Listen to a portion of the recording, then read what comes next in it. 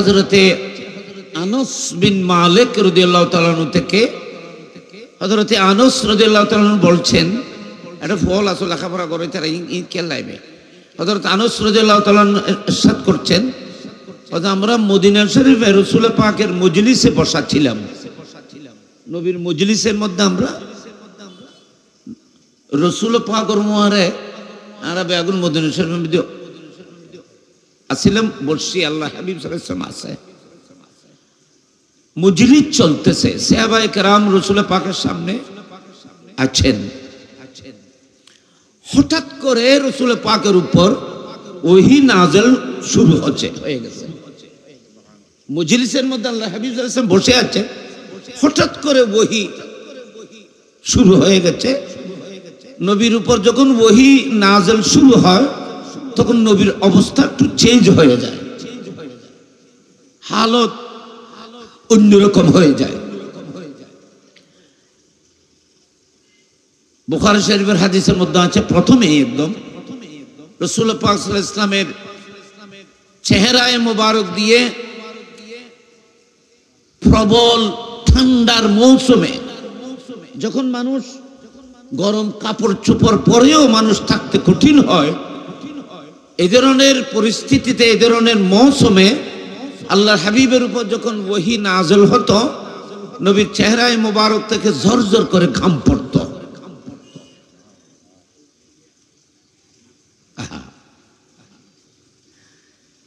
রাসূল পাকের নূরানি সিনা, কলবে পাক এত শক্তিশালী বলেই কোরআনে পাকের এই ওহীকে মুস্তাফা ধারণ করেছিলেন।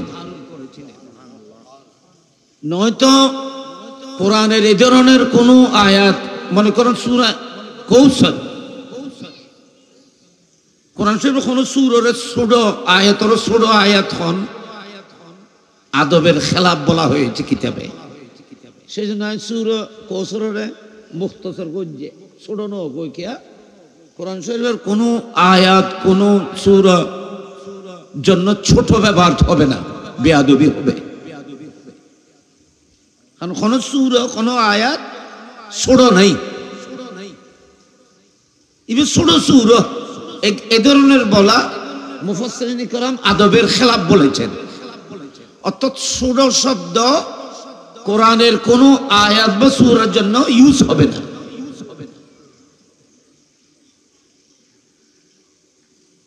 তো ছোট শব্দ যদি কোরআনের আয়াত সূরার জন্য ইউজ করা যদি হারাম হয় বা নাজায়েজ হয়, তো কোরআনে পাককে যদি এইভাবে আদব করতে হয়, তো রাসূল পাককে কিভাবে আদব করতে হবে? উনি তো সাহেবে কোরআন।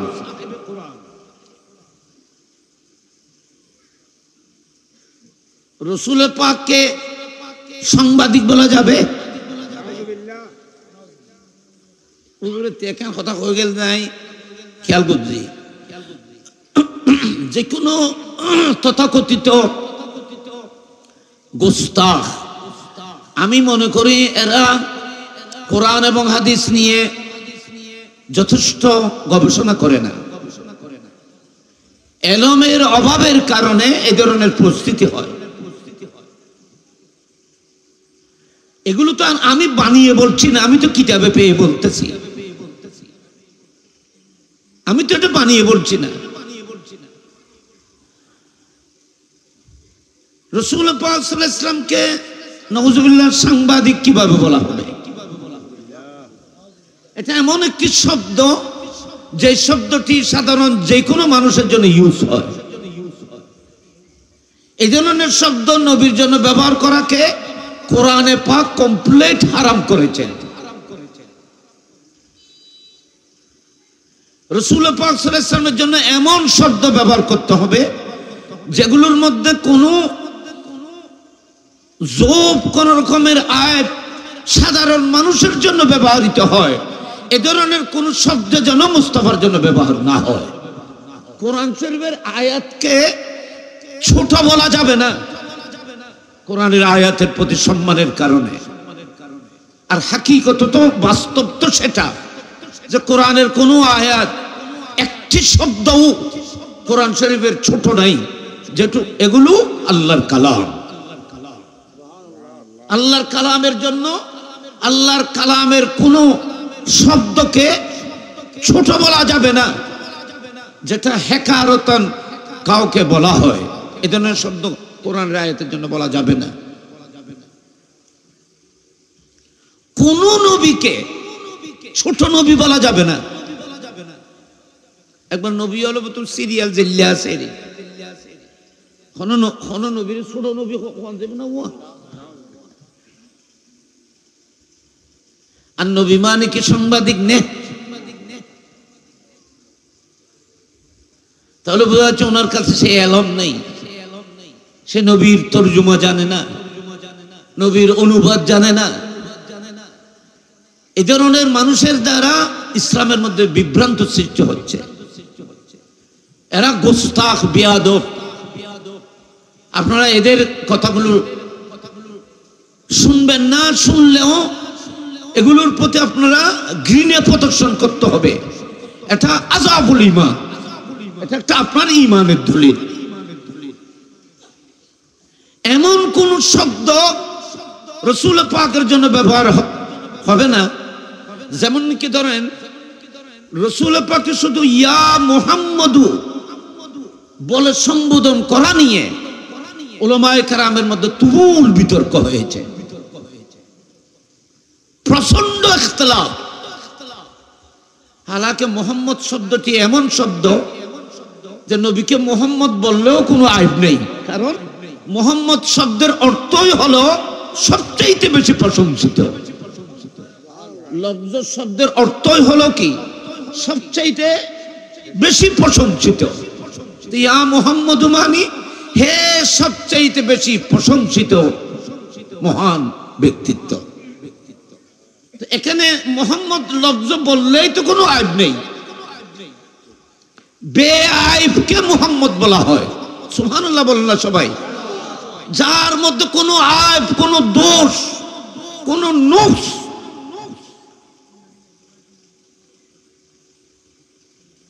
কোনো আইব, কোনো দোষ, কোনো নুকস নেই, সর্বক্ষেত্রে যিনি পাক এবং পুতু পবিত্র, সবচাইতে বেশি প্রশংসার অধিকারী যিনি হন তাকে মুহাম্মদ বলা হয়। আল্লাহর সৃষ্টি কায়নাতে শুধু একজনই মুহাম্মদ। সবাই বলুন না সাল্লাল্লাহু আলাইহি ওয়াসাল্লাম। শুধু ইয়া মুহাম্মদ বলা, এটা নিয়ে তুমুল বিতর্ক শুধু আদবের কারণে। তুমি নবীর সাংবাদিক কিল্লা কইলে কি সাংবাদিক?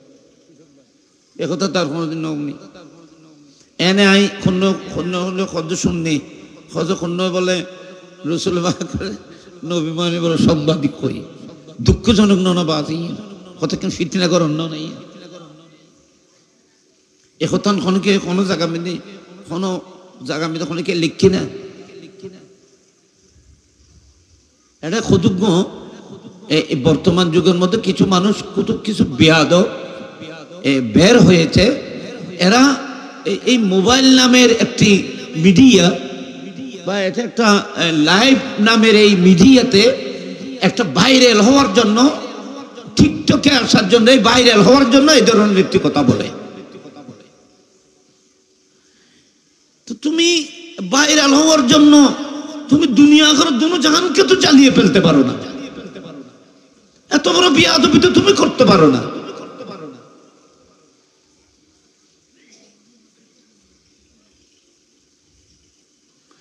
আল্লাহ আমাদেরকে এই ধরনের বেয়াদব থেকে, গোস্তাখানে রসুল থেকে আল্লাহ সরল প্রাণ সুন্নি ইমানদার আশেকদেরকে আল্লাহ হেফাজত করুন। দুই হাত তুলে বলেন, দুই হাত তুলে বলেন, আল্লাহ এই সুন্নিদেরকে তুমি দুশ্মনানের ইসলাম থেকে, তাদের হামলা থেকে এ সরল প্রাণ সুন্নি ইমানদারের ঈমান ইজ্জতকে তুমি হেফাজত করো। কথা আরেমকে যাবি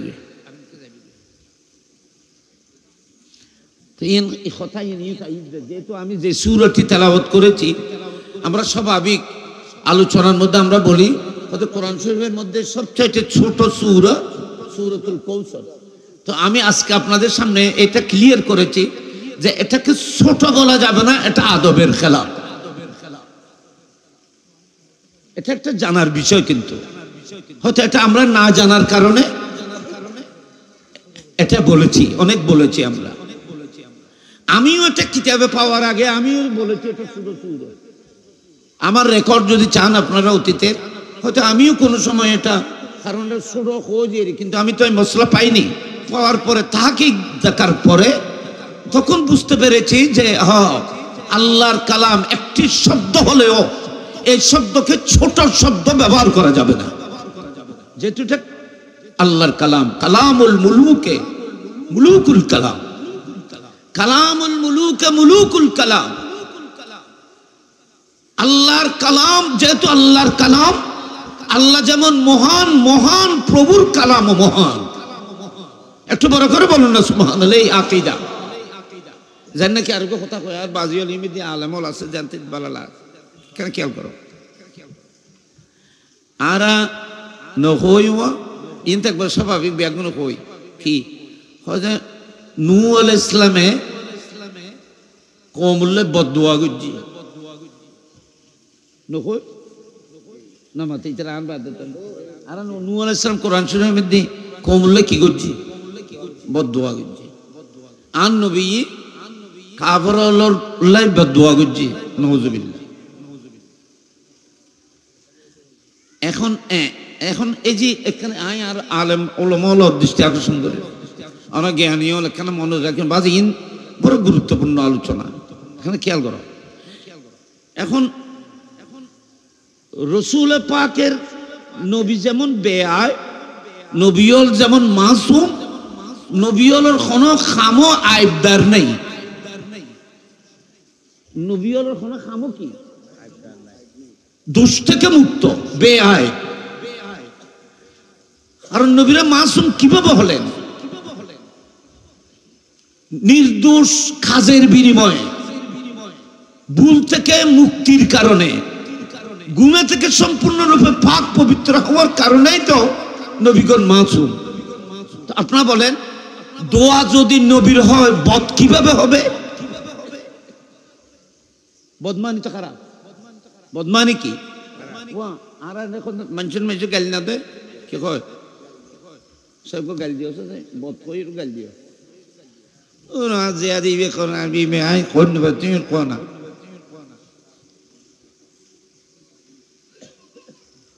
বদ শব্দটি কি ভালো অর্থ না খারাপ?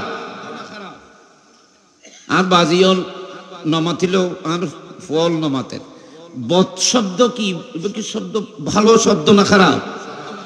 তো নবী যদি কিছু করে এটা বদ কিভাবে হবে?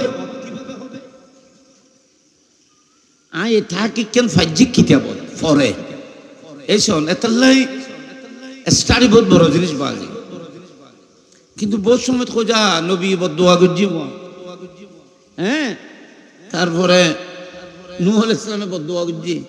কিন্তু এক মুহাক্কিক আলেমের উনি আমি নাম বলে হযরত গোলাম রসুল সাইদি গজ্জালি জামান মুহাদ্দিস আজম সুলতানুল আরিফিন আলে রসুল সৈয়দ আহমদ সঈদ কাজেমি, যিনি মুলতানের মৃত্যুর আগ পর্যন্ত মুহাদ্দিস ছিলেন, দরসে বুখারীর উপরে যার আখেরি নিঃশ্বাস ত্যাগ হয়, যাকে গোটা পৃথিবী গজ্জালি জামান হিসেবে জানে, ওনার শাগিরিদ গোলাম রসুল সাইদি এটা আলেমলে করতে এটাই মুসলিম শরীফের এক সরা লিখেছেন, বিখ্যাত সরা। বুখারী শরীফের এক্সপ্লানেশন করেছেন 14-12 খণ্ড 13 খণ্ড। ওনার এই উনি একটা তাফসীরের কিতাব লিখেছেন তিবিয়ানুল কোরআন। এত বড় তাফসীরের কিতাব আর কেউ লিখতে পারেনি। এত বড় রাইটার, এত বড় মুহাক্কিক ব্যক্তি। আমি ওনার এই তাহকিক পেয়ে আমি হুজুরের চরণে লক্ষ কোটি সালাম পেশ করছি। হুজুর তাহকিক করে দলিলের মাধ্যমে করেছে, আমি সবগুলো বলতে পারবো না। বলতেছেন নবী হলে নবীর দোয়া পক্ষে বিপক্ষে হতে পারে, পক্ষে বিপক্ষে, পক্ষে বিপক্ষে, অনুকূলে প্রতিকূলে, পক্ষে বিপক্ষে হতে পারে। কাফেরদের বিপক্ষে আল্লাহর দরবারে আপিল করেছেন নবীগণ, কিন্তু নবীদের আপিল, নবীদের এই দোয়াকে নাউজুবিল্লাহ বদ বলা যাবে না। নবীদের প্রতি বদমানি গুনাহ, বদমানি অপরাধ। আমাদের দেশে বদমাশ বলে অনেকে, বদমানি খারাপ, মাস মানে জিন্দেগি, বদমানি খারাপ জিন্দেগি। তোমার খারাপ চরিত্রের অধিকারীকে মানুষ বদ বলে। বদ শব্দটির অর্থ হলো খারাপ। এই শব্দটি কোন নবীর জন্য ইউজ করা যাবে না, হারাম। কিন্তু তাহা কি কেন এই গভীর চিন্তাধারা কি আর কোনো সময় করছি না? কিন্তু অনেক এলাকা গবেষণা করিবেন। আজ যে কথা কইলাম আমি কিতাব রেফারেন্স কইলাম, এবার লেখা যে কোন নবীর দোয়াকে এটা অনুকূলে হতে পারে, প্রতিকূলে। যেমন উম্মতের জন্য অনুকূলে মুস্তাফা সারা দিন সারা জীবন দোয়া করেছেন।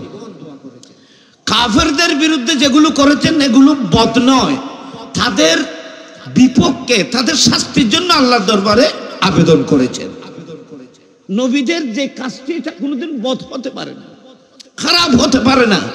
নূহ আলাইহিস সালাম কওমের বিরুদ্ধে আল্লাহর আদালতের মধ্যে তাদের বিরুদ্ধে কেস দায়ের করেছেন, আল্লাহর আদালতের আপিল করেছেন, কেস করেছেন, আল্লাহর দরবারে আবেদন করেছেন, এ আল্লাহ ইনতাজারহুম ইউদিল্লু ইবাদাকা ওয়ালা ইয়ালিদু ইল্লা ফাজিরান কাফারা, এটা বলেছেন কোরআন। কিন্তু নবীদের কোনো কাজ কি হয় না, বদ হয় না। আর যদি বদ হয় তো আল্লাহ কবুল কিভাবে করলেন? বদমানি তো খারাপ, খারাপ ওরা কবুল করানো তো খারাপ। কি কোন খারাপ ওরে কবুল করানো কি খারাপ? গরম নাম যেন অপরাধ, খারাপকে প্রশ্রয় দেওয়া, সবাইকে সাপোর্ট করা খারাপকে, এটাও অপরাধ। তো হযরত নূহ আলাইহিস সালাম যদি দোয়া যদি বদ হয় তো বদ দোয়াকে, বদকে আল্লাহ কবুল কিভাবে করলেন? যেহেতু আল্লাহ কবুল করেছেন সেহেতু এটাকে বদ বলা যাবে না, বরং এদের বিরুদ্ধে নবীগণ আল্লাহর দরবারে ফরিয়াদ করেছেন। আল্লাহ নবীদের এই ফরিয়াদকে তাদের বিরুদ্ধে কবুল করে তাদেরকে শাস্তি দিয়েছে। নবীদের কোনো কাজ বদ হয় না। ইয়ান একটা তাহকিকুর ব্যাপার, গবেষণার ব্যাপার। আল্লাহ পাক আমাদেরকে আমল করার তৌফিক দান করুক, আমিন বলেন। আর একটু বলে করে বলুন আমিন। না কথা প্রসঙ্গে এলে কথা রিবাজ এই যে মানুষ তোমরা আর সামনে করবে, সামনে আরে সামনে বাপ সামনে না বাজ শীতকাল না হওয়া জাগা গরম করছো যে ইয়ান সারি বেলা মনে যারা আরাম লাগবার কেন সামনে বাবু, আরে সামনে না, সামনে না, সামনে আইলে অসুবিধা নেই তো। দেখছি সুন্দর না লাগবো না? মাশাআল্লাহ। ওনারা বইউন মাহফিলের মধ্যে তাহলে আইন আব্বু কেন খেয়াল করে শিক্ষিত মানুষ, এটা বহুত জ্ঞানী গুণী শিক্ষিত অবশ্যই। মিডিয়ার মাধ্যমে, মোবাইলের মাধ্যমে, এখন অনলাইন ওরা দুনিয়া ইন দেখার বাজি, বুঝছেন না? ইন দুনিয়ায় জানে। আমি আপনাদের দৃষ্টি আকর্ষণ করছি একটু মনোযোগী। বিসমিল্লাহির রহমানির রহিম। ও আমি যেটা বলেছিলাম, সাহাবায়ে কেরাম রাসূল পাককে নিয়ে কি বসে আছেন, হঠাৎ রাসূল পাকের উপর ওহী শুরু হলো। রাসূল পাকের উপর যখন ওহী আরম্ভ হতেন তখন রাসূল পাকের অবস্থা অন্য ধরনের চেঞ্জ হয়ে যেত। হযরতে মা উম্মুল মুমিনিন হযরতে আয়েশা সিদ্দিকা রাদিয়াল্লাহু তাআলা বলেন, প্রচন্ড শীতের মুহূর্তে মৌসুমে রাসূল পাক সাল্লাল্লাহু আলাইহি ওয়াসাল্লামের চেহারায় মুবারক থেকে প্রচন্ডভাবে ঘাম ঝরতে থাকতেন।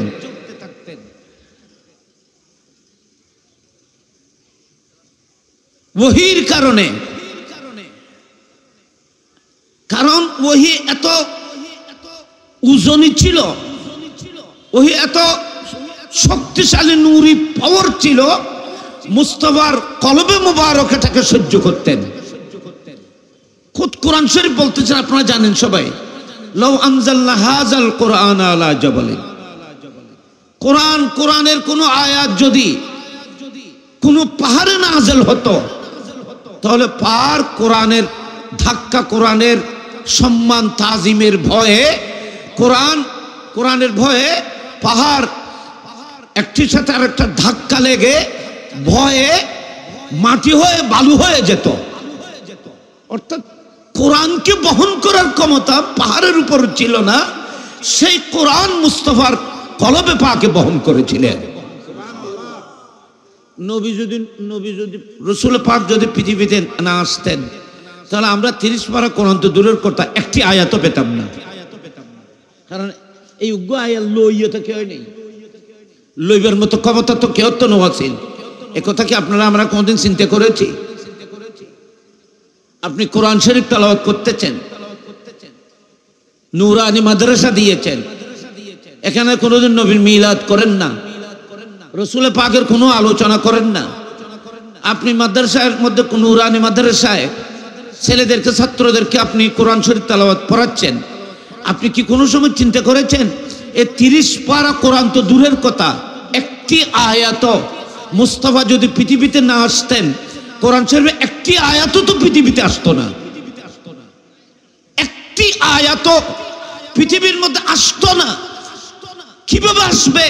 আল্লাহর পক্ষ থেকে এই কোরআনকে সিনায় ধারণ করার মতো সিনা কলব আল্লাহ মুস্তাফার ছাড়া আর কাউকে এই কলব দান করে নাই। নবীর মিলাদ 30 পারা কোরআন পাওয়ার জন্য বড় উসিলা। সুতরাং যেখানে যেখানে কোরআনের তেলাওয়াত হবে, কোরআন পড়ানো হবে, যারা কোরআনের কথা বলবে তারা আগে মুস্তাফার মিলাদের কথা বলতে হবে। ইন আলমল আচারে জ্ঞানী আলোচনা খুব গভীরভাবে ইনসাফ করেছেন, খেয়াল করেছেন। যার উসিলায়, যার অজস্র গামের বিনিময়ে, যার পরিশ্রমের বিনিময়ে আমরা আজ 30 পারা কোরআন পেয়েছি, ধন্য হয়েছি, সে মুস্তাফার মিলাদ নবীর প্রতি কোনো সম্মান শ্রদ্ধা কি আপনি করেছেন?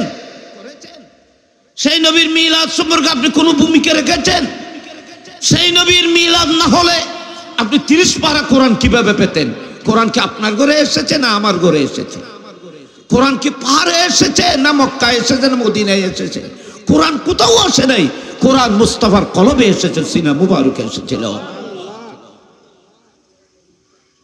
কোরআন কোথায় এসেছে?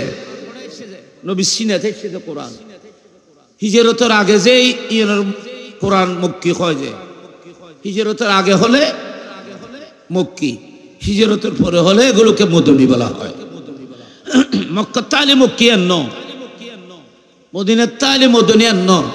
হিজরতের আগে যে কোরআন নাজেল হয়েছে মদিনায় নাজেল হলেও মক্কি। আর যদি মদিনায় পাক যাওয়ার পরে মক্কায়ও নাজেল হয় তাহলে এই আয়াতকে মক্কি বলা হয় না, মদনী বলা হবে। যেমন আল ইয়াউমা আকমালতু লাকুম দীনাকুম ওয়া আতমামতু আলাইকুম নিয়ামতি আরফাতের ময়দানে নাজেল হয়েছিল। বাবা কোথায়? আরফাতের ময়দানে। আরফাত ময়দানের মক্কার নাম মদিনার, এখানে নামাতের গমগম নামাতে আরফাতের ময়দানে মক্কার নাম মদিনার, মক্কা। তো এর না যদি আল ইয়াউমা আকমালতু লাকুম দীনাকুম ওয়া আতমামতু আলাইকুম নিয়ামতি ওয়া রাদিতু লাকুমুল ইসলাম দীনা। এনে গুপ মিসাল বুঝালাম যাই। এই আয়াত নাযিল হয়েছে মক্কায় আরফাতের ময়দানে, কিন্তু এটাকে আয়াতে মদনী বলা হয় যেহেতু হিজরতের পরে। মক্কায় নাযিল হলেও হিজরতের পরে। নবী মদিনা শরীফ থেকে 10ম হিজরিতে হজ করতে এসেছিলেন, এটা নাযিল হয়েছে। ওরকম মশলা জানিলেন, হিজরতের আগে হলে এগুলো মক্কি, হিজরতের পরে হলে মদনী। ওটা সেকেন্ড কোড। মক্কায় নবী ছিলেন মক্কি, মদিনায় গেলেন মদনী, এটা সেকেন্ড কল। গ্রহণযোগ্য জমহুর উলামায়ে কেরামের নিকুত কল হলো হিজরতের আগে পরে। এগুলো একটু মনে রাখবেন। 30 পারা কোরআন। হে বিশ্ববাসী, হে আমার ভাইরা, হে জ্ঞানী, এই গুণীরা, যারা গবেষণা করেন, আমি প্রত্যেকের দৃষ্টি আকর্ষণ করছি, প্রত্যেকের কদমে আমি আপিল করতেছি, আপনারা একটু একটু গভীরভাবে চিন্তা করে দেখুন। 30 পারা কোরআনের একটি আয়াত জমিনে পেত না যদি মাঝখানে রসুল পাক না থাকতেন, নবী যদি না থাকতেন। 30 পারা কোরআন তো দূরের কথা, একটি আয়াত পৃথিবীর মানুষে পেত না, কারণ কোরআন শরীফ নেওয়ার মতো কেউ থাকতো না। নবী নুয়াইলে কোরআন শরীফ নিত কোনে লইয় না, তাহলে তুমি করতে পারতে মুস্তাফায় কষ্ট করে লই জানা ইন্না আরাদনাল আমানাতা এলগো আয়াত কোরআন শরীফ আমরা আর তারবিয়ন আছে।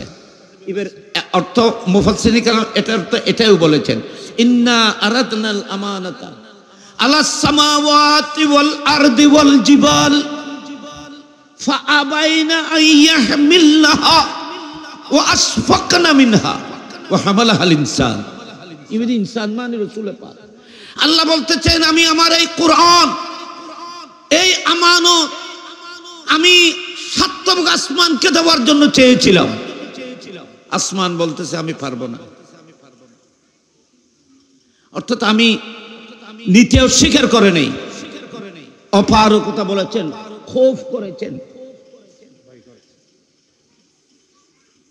আল্লাহ আমি কোরআনের যথাযথ আমানত রক্ষা করতে পারবো না। আল্লাহ বলতেছেন, সমস্ত জমিনের উপরে আমি এই আমানত দেওয়ার জন্য চেয়েছিলাম। আসমান ওয়াল জিবাল, জবলুনের বহু বচন জিবাল, জবলুন মানে পাহাড়, উষান, জেবাল মানে পৃথিবীর সমস্ত পাহাড়। আমি আল্লাহ পাহাড়কে বলেছিলাম, এই পাহাড় তুমি ফিজিক্যালি শক্তিশালী, তুমি বডি কত বড়, কত পাওয়ার তোমার, গোটা পৃথিবীকে ধরে আছো, এই পাহাড় আমার এই আমানত তুমি নাও। পাহাড় নত হয়ে গেল, ভয়ে কাঁপতেছে। আল্লাহর কোরআন বলতেছে ফাহামালাহুল ইনসান, কিন্তু এই আমানত, আমার এই আমানতকে একজন ইনসানে কামেল আমার মাহবুব মুস্তাফা সিনের মধ্যে ধারণ করেছে।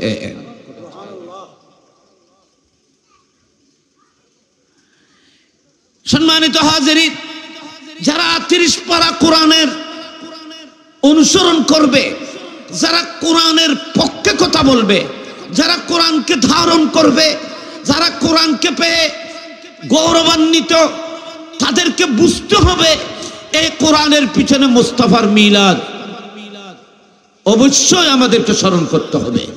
নবীর আগমনকে অবশ্যই স্মরণ করতে হবে, কারণ নবীর আগমন না হলে এই কোরআন রহমত, এই নিয়ামত আমরা পেতাম না। নবীর মিলাদের বড় তাবাররুক 30 পারা কোরআন।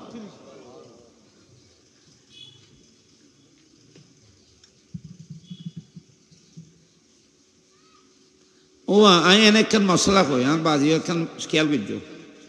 কোরআন শরীফ, হাদিস শরীফ, কোরআন শরীফ হাদিস শরীফ কিন্তু ভিতরে লেখা, ভিতরে না, কিন্তু কোরআন শরীফের ডালরে মানুষ সুন্দর করে সাজায় না, নামাতেই তারা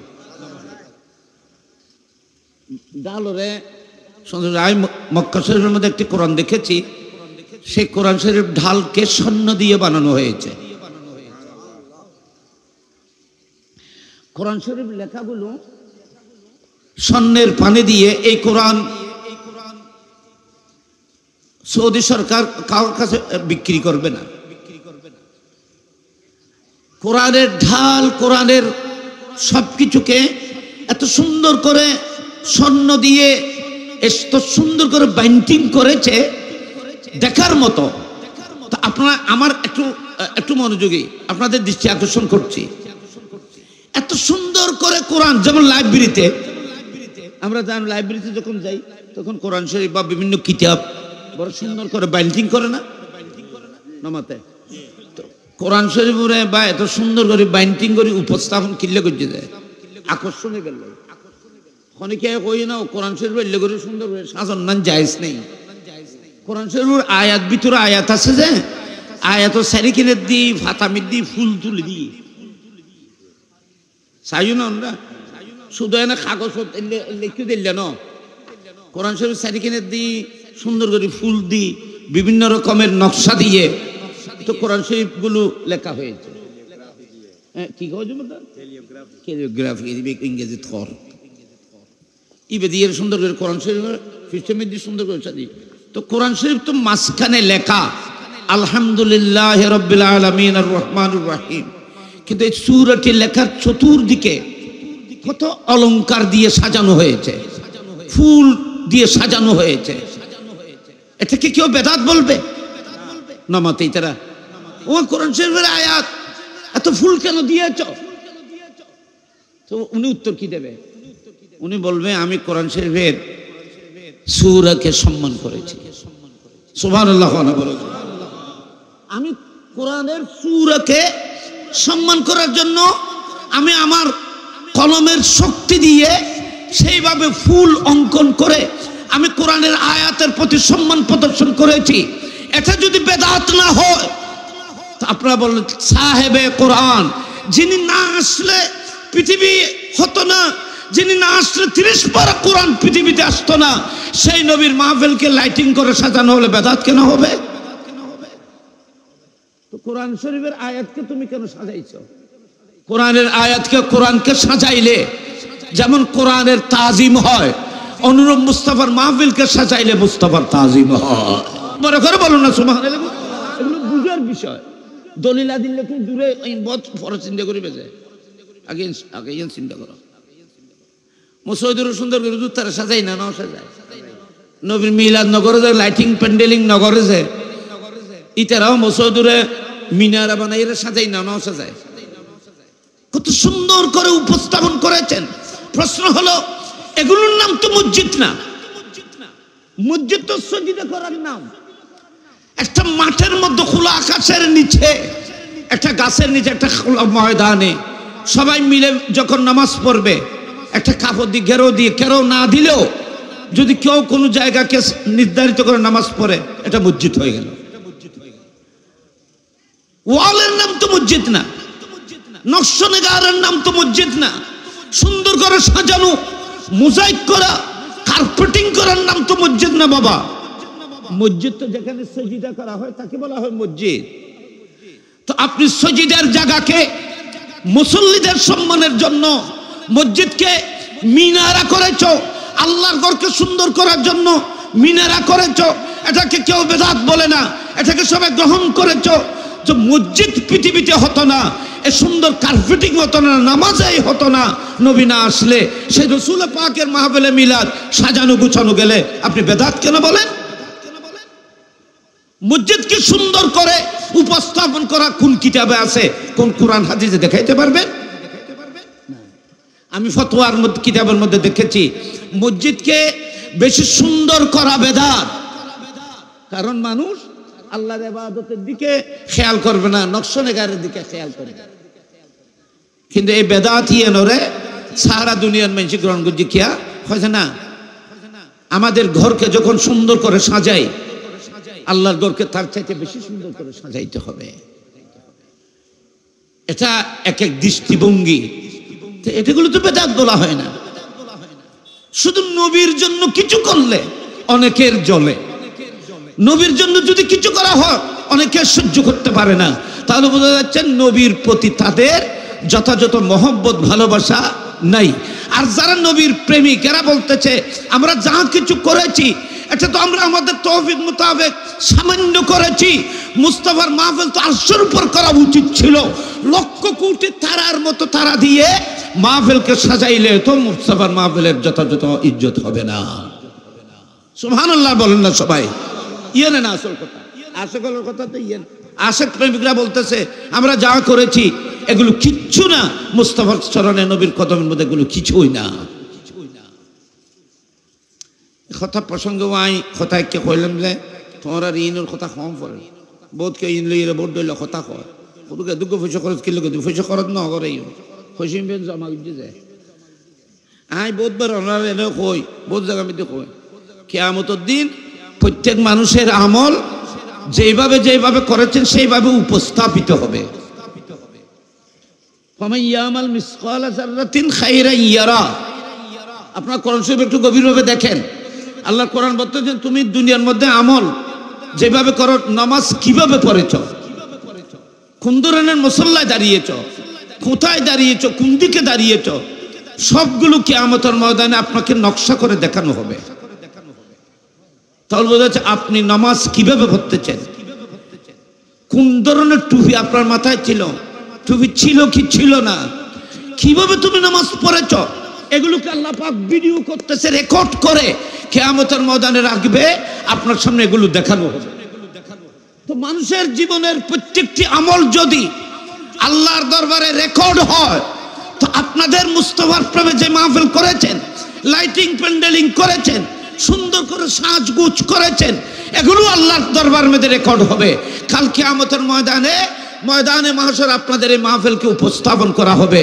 খুদ মুস্তাফা দেখবে, গৌস পাক গরিব নওয়াজ দেখবে, আপনাদের প্রশংসা করবে, তোমরা মুস্তাফার মাহফিলকে এভাবে সুন্দর করে সাজিয়েছ। ঠিক কিনা বলেন? এটাই তো বড় কথা। ইয়ান লেগর জিয়ারা এটা কোনো ফর বিয়ের জন্য, কোনো আত্মীয় স্বজন ফর বিয়ে মিদি করতে গলিয়ে বেদাত কেউ না ফর এত পয়সা খরচ হবে না ফর বিয়ে দাম এই ফর বিয়ে আকিকেত মদর খান দিতে নুজে।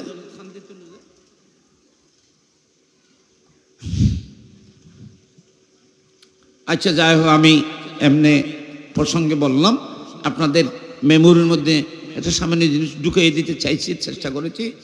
আল্লাহ আমাদেরকে সবাইকে সঠিক জিনিসগুলো বুঝার তৌফিক দান করুক, আমিন। নবীর প্রেমে একটা কথা মনে রাখবেন, ভালো কাজের মধ্যে, নবীর প্রেমে, নবীর ভালো কাজের মধ্যে, যে কোনো ভালো কাজের মধ্যে কোনো ইসরাফ নেই, কোনো ইসরাফ নেই। একজন রিক্সাওয়ালা মানুষ সারাদিন রিক্সা চালায়, সে ঘরের মধ্যে 100 টাকা লাগবে, খরচ লাগবে, বোঝানোর জন্য বলছি, 100 টাকা তো হবে না, কিন্তু ও সকাল থেকে কষ্ট করে অর্জন করেছে মাত্র 300 টাকা। সেই মানুষটা যদি 300 টাকায় দান করে দেয়, পরিবারের জন্য যদি কিছু না রাখে, এটাকে ইসরাফ বলা হবে না, এটাকে উদারতা বলা হবে, সাখাওয়াত বলা হবে, ইসরাফ বলা হবে না। ইসরাফ কারে করতে পারেননি কোরআন শরীফে যায় কথা আর মিকে দেখি বাজি। ইসরাফ হয় যে খানা পিনার ব্যাপারে যা খেতে পারবেন আপনি, যা খাতে পারবেন তা নেবেন, খানার মধ্যে মুতুমাতের মধ্যে যেন অপচয় না হয়, বিনষ্ট করা যেন না হয়, এটাকে বলা হয় ইসরাফ। কোরআন শরীফের মধ্যে আয়াত যেটা নাযিল হয়েছে ইসরাফের ব্যাপারে, এটা মানুষের মুতুমাত খানা পিনার ব্যাপারে নাযিল হয়েছে। কথা আর মিকে যাই এই কথা কইতে পারে। তো এখন যাই কি কইতে পারছিলাম যে রাসূল পাক সাল্লাল্লাহু আলাইহি ওয়াসাল্লাম মদিনা শরীফের মধ্যে সাহাবায়ে কেরাম নিয়ে কি বসে আছেন, হঠাৎ করে নবীর উপর ওহী নাযিল হচ্ছে। তো আমার নবী ওহী শেষ হওয়ার পরে রাসূল পাক আবার যখন প্রথম অবস্থার মধ্যে, যখন স্বাভাবিক অবস্থার মধ্যে যখন আসলেন, তখন নবী তাবাসসুম করতেছে, নবী মুস্কি হাসতেছে, নবী মুস্কি হাসতেছে, তাবাসসুম করতেছে। সাহাবায়ে কেরাম প্রশ্ন করলেন, ইয়া রাসূলুল্লাহ আপনি মুস্কি হাসতেছেন, আপনার উপর কোনো ওহী কি নাযিল হয়েছে? ইয়া রাসূলুল্লাহ মুস্কি হাসতেছেন। আমার নবী বললেন, এ আমার সাহাবারা, এই মুহূর্তে আমার উপরে একটি সূরা নাযিল হয়েছে, সেই সূরার নাম সূরাতুল কাউসার। ইন্না আতাইনাকাল কাউসার ফাসাল্লি লিরাব্বিকা ওয়ানহার ইন্না শানিয়াকা হুয়াল আবতার। এই সূরাটি আমার উপরে নাযিল হয়েছে। এই সূরার মধ্যে আল্লাহ পাক আমার অগণিত নিয়ামতের প্রশংসা করেছেন, সেজন্য আমি মুস্কি হাসতেছি আল্লাহর এই নিয়ামতের উপরে। একটু বড় করে বলুন না সুবহানাল্লাহ। বলি ইয়ানোর দ্বারা বোঝা যাচ্ছে সূরা হইবে মদিনা শরীফ নাযিল হইবে, এলে বোঝানো যায় নামাতেই তারা নামাতে বদ্দা, এলে বোঝানো যায় নবী মদিনা শরীফ আনাস ইবনে মালিক রাদিয়াল্লাহু তাআলা কদনে আইয়ো তোমার সিনা নজর যায়। হ্যাঁ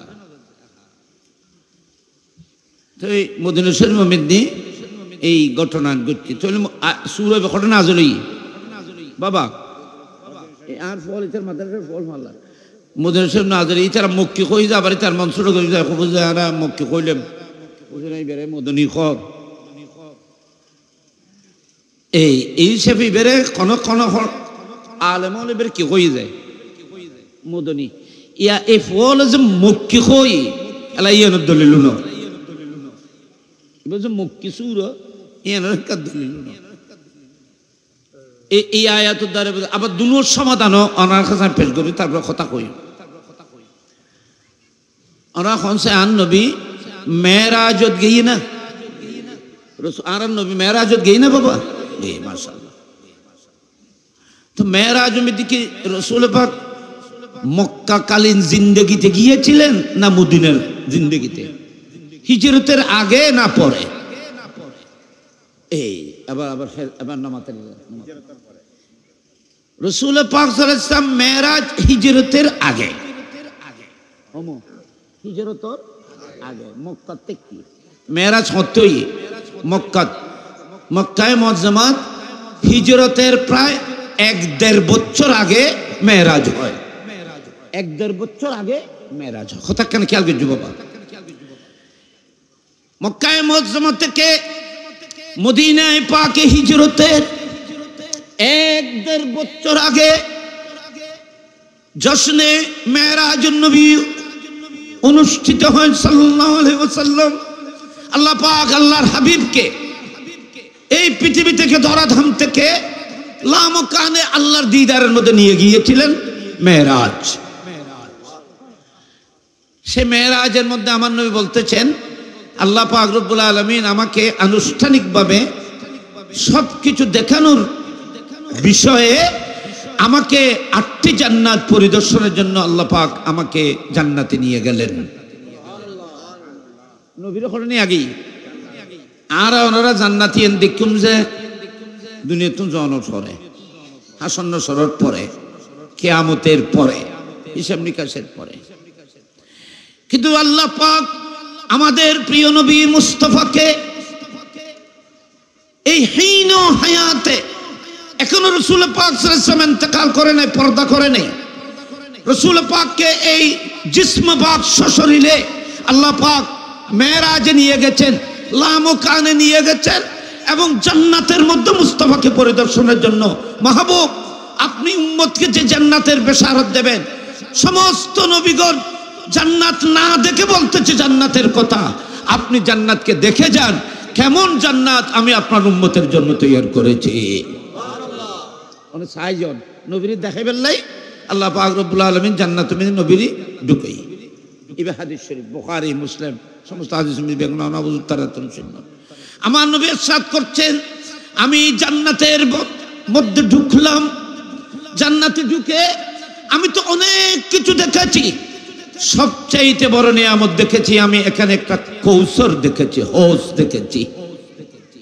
রাআইতু কৌসারান আমার নবী বলতেছেন আমি জান্নাতের মধ্যে ঢুকলাম আল কৌসর রাআইতু কৌসারান ওয়া হুয়া নাহারুন ফিল জান্নাহ আমি জান্নাতের মধ্যে যখন ঢুকলাম তখন জান্নাতের ভিতরে আমি একটা নাহার দেখেছি প্রত্যেকটি জান্নাতের মধ্যে এই নাহারটি বিস্তৃত আর এনে এই লখন আর দেশের মধ্যে যে নলি টলি দিয়ে রে পানিকে তুই সাপ্লাই দিয়ে দিলে না সমস্ত নবী ও এই আদিশত কর হাফাতাহু মিন জাহাবিন জান্নাতি নিকুত 99 এনে বুঝে বললা কইছে জান্নাতের স্বর্ণগুলো কত পিওর হবে খোঁজে এই কৌশলের সমস্ত পার ফুলগুলোকে আল্লাহ জান্নাতের নিকুত স্বর্ণ দিয়ে তৈরি করেছেন জান্নাতের ফারে মণি মুক্ত দিয়ে প্রত্যেকটি জান্নাতের জন্য এক একটি তাবু করেছেন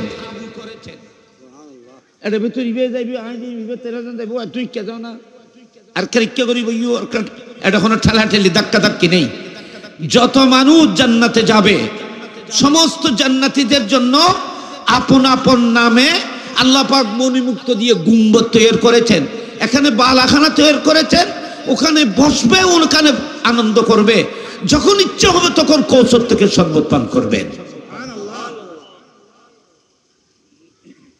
গলস কবু আছে নবী সুদের দূর হয়ে যায়। আমি রাসূল পাক এক নজর কৌশলের দিকে দেখলাম, সেই কৌশলের স্বর্ণের সেই পারে আমি দেখলাম আকাশের তারা যেমন গণে শেষ করা যাবে না, কৌশলের পারে জান্নাতের মিডিয়ে বলতে কাফু, জান্নাতের কাফু খেন কথা দিক্ষুনি বাজি। এই জান্নাত এনে জান্নাত খোঁজি এনে এত লেখত যে কোরআন শরীফে তো খোঁজে মাহবুব আপনার উম্মতের জন্য আমি যে জান্নাত তৈরি করেছি একটা ভাষা দিয়ে বয়ান করা যাবে না, কারো কল্পনায়ও আসবে না, কেউ স্বপ্নও দেখা সম্ভব হবে না। আমি তাদের কল্পনা ধারণা আকল যুক্তি দিয়ে যেটা বুঝতে পারবে না, আমি আকলের ওরা করে আমি বেমিসাল করে জান্নাত আমি আপনার উম্মতের জন্য তৈরি করেছি। আপনি একটু দেখে যান, আপনি একটু দেখে যান। সুবহানাল্লাহ না খানা বড় করে রওয়া আরো বড় করে হয় না সুবহানাল্লাহ। জান্নাত সেই জান্নাতের মধ্যে আমি কি রেখেছি? কৌশল। সেই কৌশলের কুলের মধ্যে আমি অগণিত গ্লাস দেখেছি। এখানে খেয়াল করো বাবা, আমার নবী বুখারী শরীফের কিতাবুত তাহাজ্জুদের পর্বে আমার নবী একটি হাদিস পাক বুখারী শরীফে ইরশাদ করতেছেন, মা বাইনা বাইতি ওয়া মিম্বরি রাউযাতুম মির রিয়াজিল জান্নাহ। নওয়াজবাদি আর নবী ফরমাতে আমি নবীর ঘর অথবা আমি নবীর কবর, মা বাইনা কবরি ওয়া মিম্বরি, মা বাইনা বাইতি ওয়া মিম্বরি, আমার ঘর এবং মসজিদে নববীর যে মিম্বর যেখানে বসে নবী পাক সাল্লাল্লাহু আলাইহি ওয়াসাল্লাম খুতবা দিতেন, আমার নবী ইরশাদ করতেছেন আমার ঘর অর্থাৎ নবীর যে এটা হাদিসে হাদিসে আবাসন যারা উমরা মিদি গিয়ে নি তারা তো অনত দেখতুন আর নবীর রওজায়ে পাক হলো বাজাইরে ফসিমিক্কে যে রিয়াজুল জান্নাত ফসিমিক্কে যে জান্নাতুল বকি ইন দি বাইরে বাবুল বকি আর নবীর নুরানি ঘর মুবারক যার ভিতর ওয়াল দিয়ে এর ভিতর দেখানো যায়, এটা জালি আছে, জালির ফরতুন ফসিমিক্কে যে মিম্বর আছে, এটা নবীর যে মিম্বরত বই নামাজ পড়াইতো সালাম দে যে রড়িবেন নয় বাম পাশে ভিতরে এই মিম্বর পর্যন্ত মাঝখানে যে জায়গা আছে আমার নবী বলতেছেন এটা জান্নাতের টুকরাদের মধ্যে একটি টুকরা। এর অর্থ কিয়ামতের দিন এই অংশটি জান্নাতের মধ্যে অন্তর্ভুক্ত করা হবে। এই অংশ ইয়ান করে দেবে অথবা এটাকে জান্নাত সেজন্য বলা হয়েছে, অথবা আল্লাহ জান্নাত থেকে একটি টুকরাকে মুস্তাফার কদমের মধ্যে হাজির করেছেন, অথবা যে সমস্ত মানুষ নসিবওয়ালা ভাগ্যবান যে সমস্ত মানুষ এখানে গিয়ে 2 রাকাত নামাজ পড়বে আল্লাহর জিকির করবে, আল্লাহ পাক তাদের জন্য কপালের মধ্যে জান্নাত অবধারিত করে দেবেন। এই টুকরার ভিতরে যারা গল্ল এছাড়া অবশ্যই করে দেব এবার খোয়াল মেদাল্লা জানায় এ 3টা তফসির আরকান আছে। আরকান কি? দুনিয়ার মধ্যে সব জায়গার মধ্যে কিছুক্ষণের জন্য হলেও আল্লাহর জিকির ইয়াদ তেলাওয়াত কোরআন বন্ধ হলেও জান্নাতের টুকরায় কিয়ামত পর্যন্ত এক মুহূর্তের জন্য আল্লাহর জিকির বন্ধ হবে না।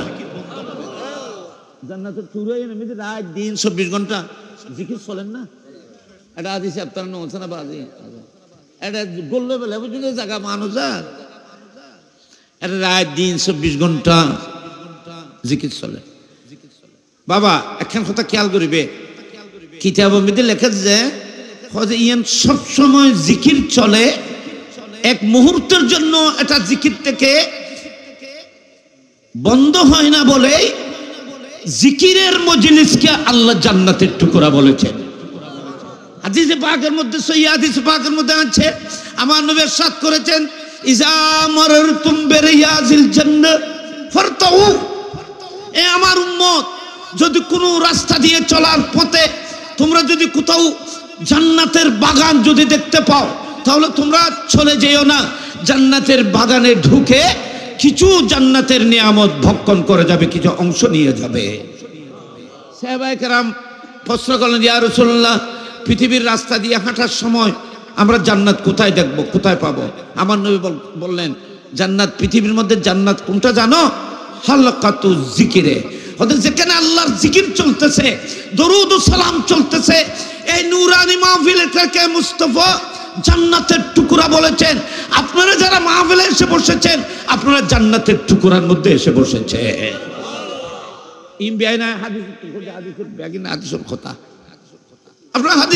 আপনারা জান্নাতের টুকরায় বসেছেন।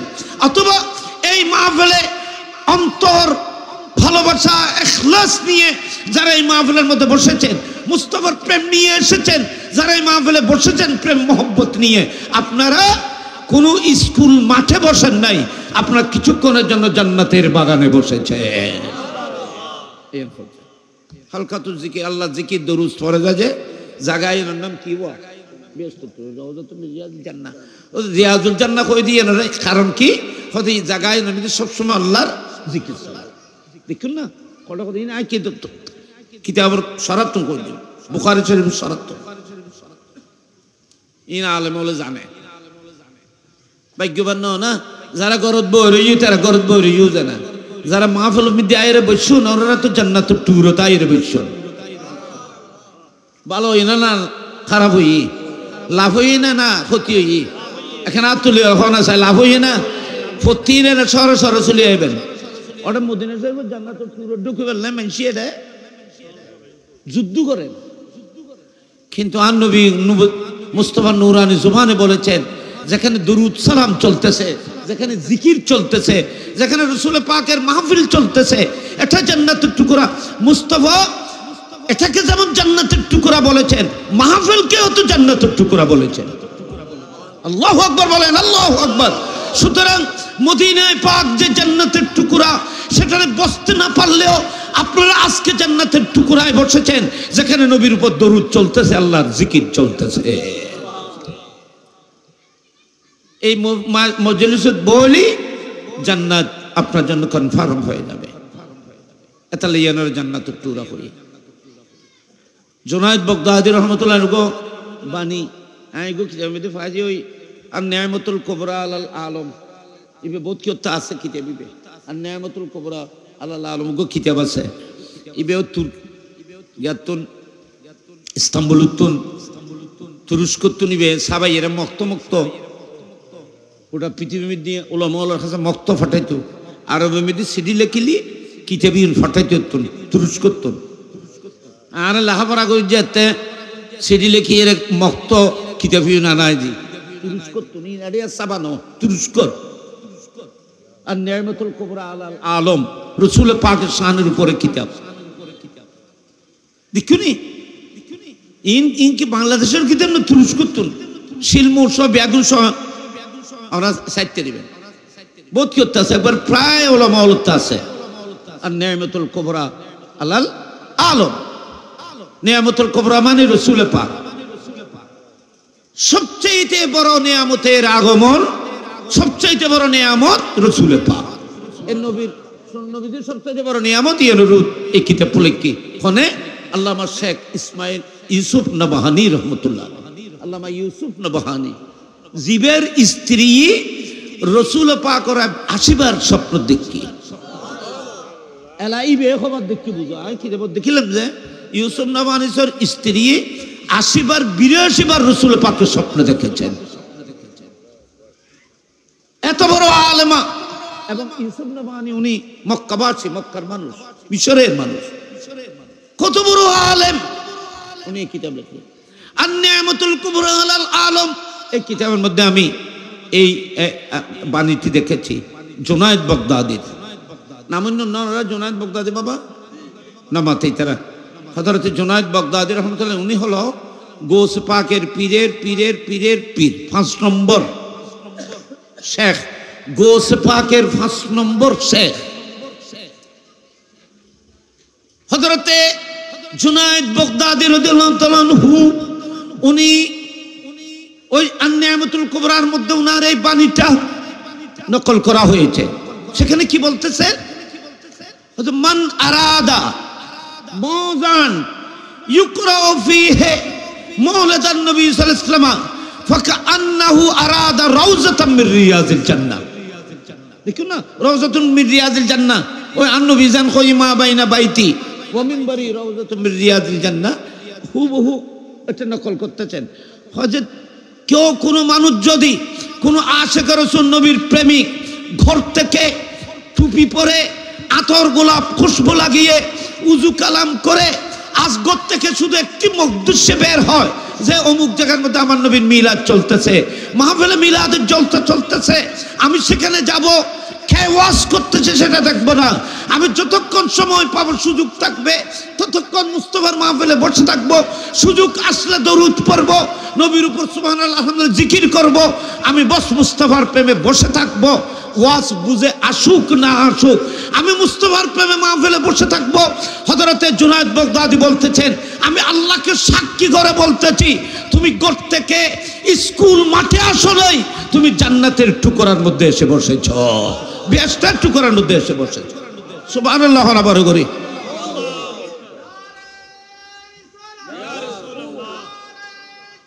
ইয়া রাসূল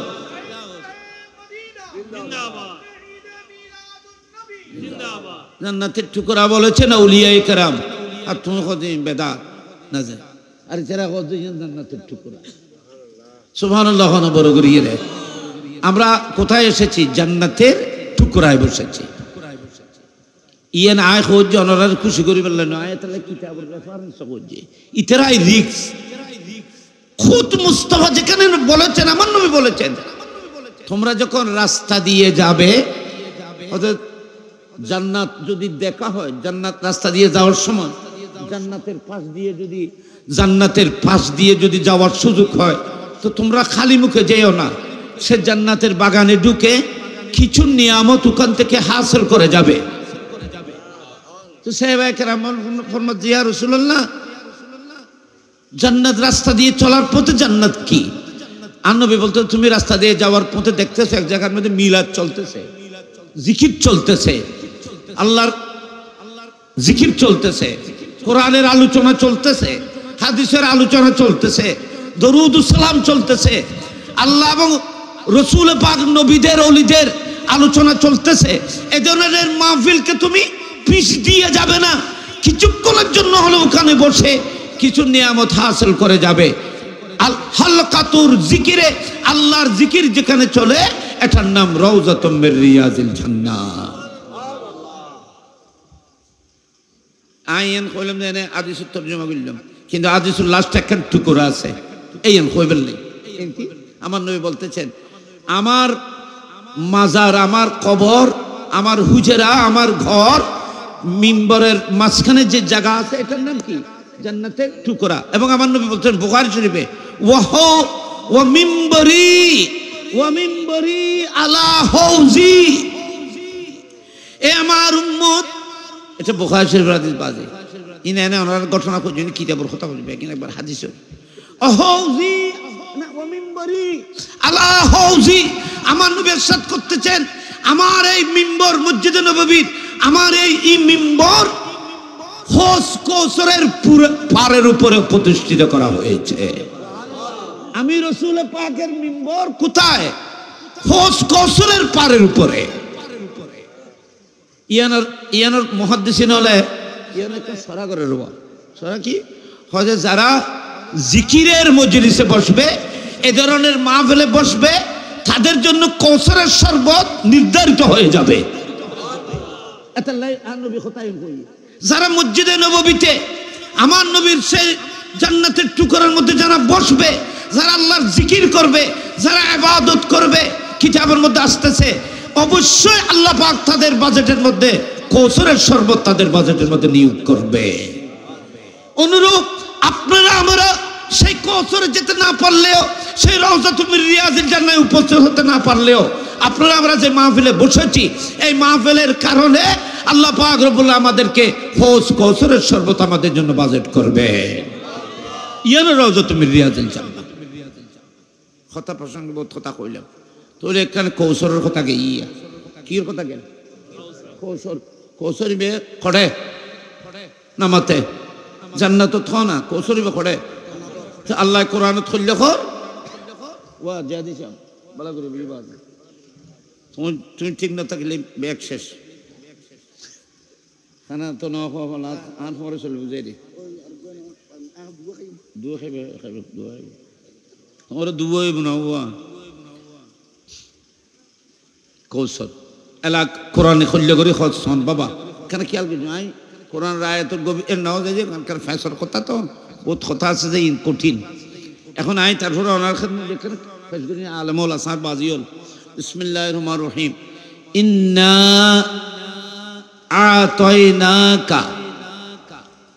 আতাইনাকাল কৌসর না আতাইনাকা আল কৌসর আতাইনাকা মাহবুব আমি আপনাকে দিয়েছি, আমি আপনাকে দিয়েছি কি দিয়েছি আল কৌসরা কৌসর দিয়েছি। কৌসরের এক তর্জমল জি হৌজ কৌসর এই জীবের তারিফ এখন এতক্ষণ শুনলাম বললাম ইবের নাম কি হৌজ কৌসর অর্থ হলো মাহবুব আমি আপনাকে কৌসর দিয়েছি। উলামায়ে কেরাম এই আয়াতের তাফসীরে বলেছেন কৌসর এটা একটা নাহারের নাম, এটা জান্নাতের মধ্যে অবস্থিত, এটার এই পজিশন ওই তোরা দিন কইলেন অনা জানিলেন কৌসর দিয়েছে। তো কিয়ামতের দিন মানুষরে রাসূল পাকে কৌসরের শরবত খাওয়াবে বলি না কর তো কিতাবের মধ্যে হাদিসে তো কত যে আল কৌসরু নাহারুন ফিল জান্নাহ, কৌসর জান্নাতের মধ্যে একটি নাহারের নাম। তো কিয়ামতের দিন কত খাওয়াইব কিয়ামতের ময়দান তীর ময়দানে মহাশর এবং আর নবী ফরমাত যে আর মিম্বর মদিনা শরীফে জীবের নবীর মিম্বর আছে, আমি নবীর মিম্বর আমার কৌসরের কুলের উপরে পারের উপরে। আচ্ছা ও এনে একখান সিন্ধি করে চাইও নি আর আর উজুর তার আর দৃষ্টি আকর্ষণ করে নাই ওরা কৌসরি বেকড়ে জান্নাতত হাদিসে কদাল কৌসরু নাহরুন ফিল জান্নাহ কৌসরি বে জান্নাতত, কিন্তু মুস্তাফা মদিনা শরীফ বই রাখত যে আর মিম্বরি বে কৌসরের ফারুরু আয় কইতে জুম না আ সিয়ার ইয়েন অমুক ফরুর ফারত এলো কইতে জুম না আর আর নিচে দুটো তত্ত্বা আছে গে আছে আয় তো দেখি তত্ত্বা দেখি স্টেজ দেখি আমি যেখানে বসে যে একটা স্টেজ দেখতেছি, কিন্তু মুস্তাফা বলতেছেন আমার মিম্বর কৌসরের পারের মধ্যে প্রতিষ্ঠিত। তাহলে বোঝা যে মুস্তাফা মদিনায় থাকলেও রাসূল পাকের দেখার ক্ষমতা জান্নাত পর্যন্ত। জান্নাত খুব দূরে, আল্লাহর আরশের নিচে জান্নাত। জান্নাতের প্রতিটি গেট কামরা জর্রা জর্রা ফাতা পাতা রাসূল পাক সাল্লাল্লাহু আলাইহি ওয়াসাল্লাম দেখেন। জান্নাতের কোন জান্নাতের মধ্যে কি হচ্ছে না সবকিছু মুস্তাফা দেখেন। আমার নবী তুই বুখারী শরীফ বলতেছে রাসূল পাক সাল্লাল্লাহু আলাইহি ওয়াসাল্লাম মদিনায় পাক থেকে বসে আমার নবী দেখতেছেন আমার এই মিম্বর আল্লাহ পাক হৌজে কৌসরের উপরে প্রতিষ্ঠিত করেছেন। যে নবী মদিনাত বই কৌসর দেখে রাসূল পাক ইবে মাদ্রাসা অনরার পশ্চিম মাদ্রাসা উত্তর মাদ্রাসা মাহফিল আপনাদের জশ্নে জুলুস সুন্দর ব্যবস্থাপনা এগুলো মুস্তাফা দেখতেছে কিনা বলেন।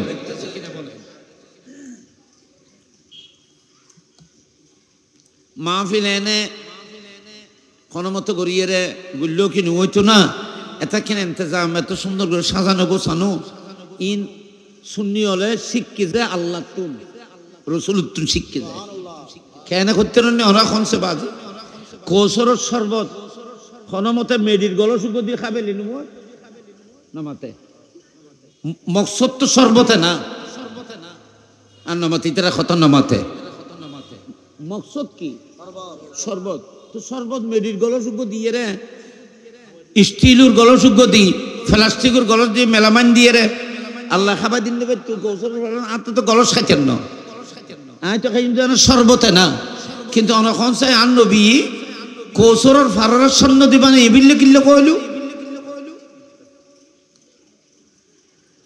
কৌশরের কুলের মধ্যে যেই পানির গ্লাসগুলো শরবতের গ্লাসগুলো রাখা হয়েছে এটাকে নবী আকাশের তারার মতো তুলনা করেছেন এগুলো নূরানি গ্লাস বলা হয়েছে এ আল্লাহ এমনি গলস মেলামাইনের গলস হলে তো হইতো এত সুন্দর গ্লাস দিয়ে তুমি কৌশরকে কেন সাজিয়েছ ওদের সাজান গোসন সুন্দর করে নিয়ে নাই ওদের সুন্নত এটা আমার সুন্নত আমার নবীর পাগলদের জন্য আশেকদের জন্য আমি কৌশরকে এভাবে সাজাবো যদি আল্লাহ মুস্তাফার গোলামদের জন্য কৌশরকে এত সুন্দর করে সাজিয়ে উপস্থাপন করেন তো আমরা গোলাম হয়ে মুস্তাফার মাহফিলকে কিভাবে সাজিয়ে উপস্থাপন করতে হবে এটার দলিল এখানে আছে তাহলে কোনো জিনিসকে উন্নত মানের করে সাজিয়ে গুছিয়ে সুন্দর করে সাজসজ্জা করে উপস্থাপন করা এটা আল্লাহর অপছন্দ নয় এটা আল্লাহর পছন্দের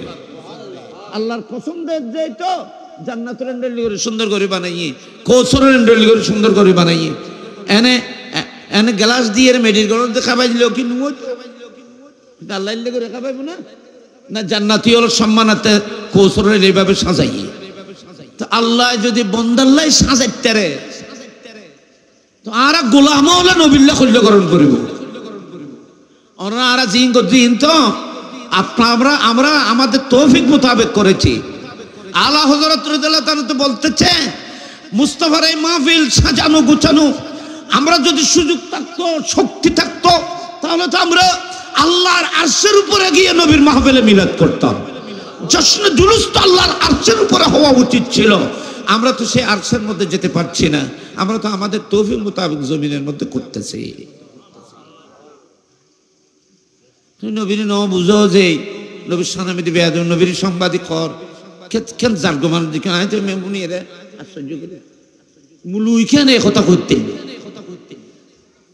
ইন তো কোনো আলমের নেফারে বাজে ইন তো ইসলামের শত্রু ইমানদারের শত্রু মুস্তাফার শত্রু আল্লাহর ওলিদের দুশমন রাসূল পাক সাল্লাল্লাহু আলাইহি ওয়াসাল্লামকে এভাবে শব্দ সম্বোধন করা কত বড় বিয়াদবি কত বড় গুস্তাখি আল্লাহ তুমি আমাদেরকে এগুলো থেকে হেফাজত করো বড় করে বলুন আমিন আহলে সুন্নাত ওয়াল জামাত সুন্নিরা বেয়াদব নয় কোন সুন্নি কোন আশিকের রাসূল আমার নবীর শানে কোন ধরনের বেয়াদবি গুস্তাখিমূলক কোন শব্দ বলে না হাজার হাজার লক্ষ লক্ষ সুন্নি উলামা মাঠে ময়দানে তকরীর করতেছে কিন্তু মুস্তাফার শানে ওলিয়ায়ে কেরামের শানে কোন সুন্নি আলেম বেয়াদবি হয় এ ধরনের কোন শব্দ ইউজ করে না ব্যবহার করে না ইন আল্লাহ তাআলা রক্ষা করে যে দয়া করে যে আলহামদুলিল্লাহ খানা বড় করি আর ইতারা বেয়াদবি নগরলি শান্তি নয় ওই যে মুলিশার রাসূল পাকের মা বাপ কত জাহান্নামত জ্বলে জাহান্নামত জ্বললে কই জানো মা বাপ তো আমি কইলাম যে সেই তথাকথিত ব্যক্তি সে বলতেছে নবীর মা বাপ বুঝে বুড়ি নবীর মা বাপ বুঝে বুড়ি কোয়া যাবে না দেখিনি আর নবীর আব্বাজান বয়স্কই না নবীর আব্বাজান যখন ইন্তেকাল করেছেন তখন নবীর আব্বাজানের বয়স মাত্র 25 বছর যুবক রাসূল পাক সাল্লাল্লাহু আলাইহি ওয়াসাল্লাম আব্বাজান যখন ইন্তেকাল করেছেন তখন মুস্তাফার আব্বাজানের বয়স মাত্র 25 মা আমেনা খাতুন রাদিয়াল্লাহু তাআলা আনহার গর্ভে আর কোনো সন্তান আসে নাই সেই পবিত্র সেই মহান মা আমেনার গর্ভে শুধু মুস্তাফা স্থান পেয়েছে বস আল্লাহ বলতেছেন যেই পেটে আমার নবীর স্থান হয় সেই পেটের মধ্যে আর কারো দ্বিতীয় কারো স্থান হতে পারে না সেজন্য মাকে সসম্মানে 6 বছর বয়সে আমার নবীর আম্মাজানকে আল্লাহ পাক আল্লাহর কাছে নিয়ে গিয়েছিলেন। হযরতে খাজা আব্দুল্লাহ রাদিয়াল্লাহু তাআলা আনহু আমার নবীর আব্বাজান, ওনার দ্বিতীয় কোনো সন্তান ছিল না, কারণ যে বাবার পৃষ্ঠে মুস্তাফার নবুয়তের সূর্য উদিত ছিল সেখানে আর কোনো তারার ওজুদ থাকতে পারে না।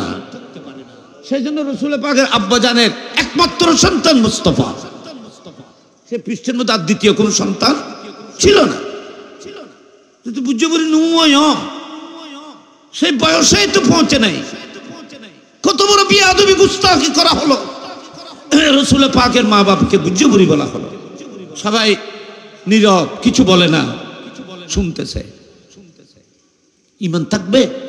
আপনারা একটু ইনসাফ করে বলেন, নিজের নিজের ইনসাফ করে বলেন। নবীর মা বাপকে জাহান্নামী বলেছে, জাহান্নামরা হ্যাঁ কেন কেন কথা আর গোয়েশি নবীর খাও বয় না কিতরা কিতরা খাও বয়, ইংরেজি মেদির না রাখাল, বাংলা মেদির রাখাল খাও, ইংরেজি মেদির খাও বয় কিনলে বলি এই সমস্ত কথা নবীর শাহনবীদের বেয়াদবি করো। আহলুস সুন্নাত ওয়াল জামাতের উলামায়ে কেরাম মাঠে ময়দানে এগুলোর যথাযথ জবাব দিচ্ছে আলহামদুলিল্লাহ খন বড় করে, এবং মানুষকে সঠিক পথের দিক নির্দেশনা দিচ্ছে। কিছুদিন আগে আরেকটা কথা বের হয়েছিল, রাসূল পাক নাকি 40 বছর পরে নবী হয়েছেন। দেখেন, নবী নাকি 40 বছর পরে নবী হয়েছে, এর আগে নবী ছিল না, নবী জানতো না নবী হবে। ওইনি আবার এই নিয়ে রে মাঠে ময়দানে কথা কম করে।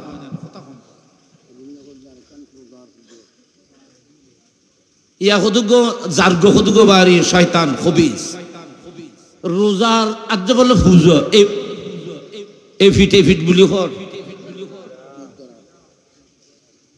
মুসলমান ইসলাম নাম দিয়ে, এগুলো কি মুসলমান না ইসলামের কলঙ্ক? সবাই বলেন এগুলো কি ইসলামের কলঙ্ক না ইসলামের সম্মান? হাত তুলে বলেন সবাই, এটা কি ইসলামের কলঙ্ক না? পূজাকে কিভাবে রোজার সাথে তুলনা করা হলো? এটা তো কাফের হয়ে গেছে। কাফের না আরো মারাত্মক, কাফের চাইতে আরো মারাত্মক। কাফের হতে কথা বলে নাই। এই সমস্ত জাহেল মূর্খ, এদের বিরুদ্ধে আমাদেরকে ঐক্যবদ্ধ থাকতে হবে, ঠিক কিনা বলেন? এদের বিরুদ্ধে আমাদেরকে ঐক্যবদ্ধ থাকতে হবে। আহলুস সুন্নাত ওয়াল জামাত, আহলুস সুন্নাত ওয়াল জামাতের জন্য আমরা নিবেদিত হতে হবে। আগামীতে আহলুস সুন্নাত ওয়াল জামাতকে আমরা শক্তিশালী করার জন্য যত কিছু করতে হয় সব কিছু করার জন্য আমরা প্রস্তুত থাকবো, ঠিক কিনা বলে? হাত তুলে বলেন থাকবো কি থাকবো না? আমরা আগামীতে আহলুস সুন্নাত ওয়াল জামাতের জন্য যা কিছু করার জন্য সবাই প্রস্তুত থাকবো।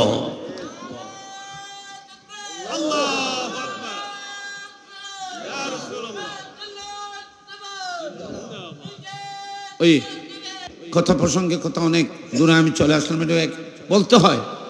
দুঃখজনক, আপনারা সবাই জ্ঞানী, স্কুল কলেজ ইউনিভার্সিটিতে আপনারা পড়েন, হ্যাঁ, এ ধরনের কথা বলে আজকে ইসলামের মধ্যে কেন বিভ্রান্ত সৃষ্টি করতেছ? এটা কি হয় কোন সময়? হতে পারে।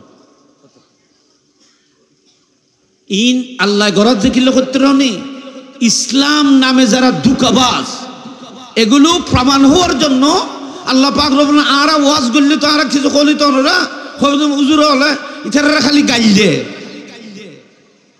আমরা যদি বলি আপনারা আমাদের সমালোচনা করবেন, সেজন্য আল্লাহর পক্ষ থেকে প্রমাণ করতেছে, প্র্যাকটিক্যালি প্রমাণ করতেছে এরা ইসলাম নাম দিয়ে ভিতরে কি কাজ করতেছে এটা প্রমাণ করতেছে, জাহির করতেছে।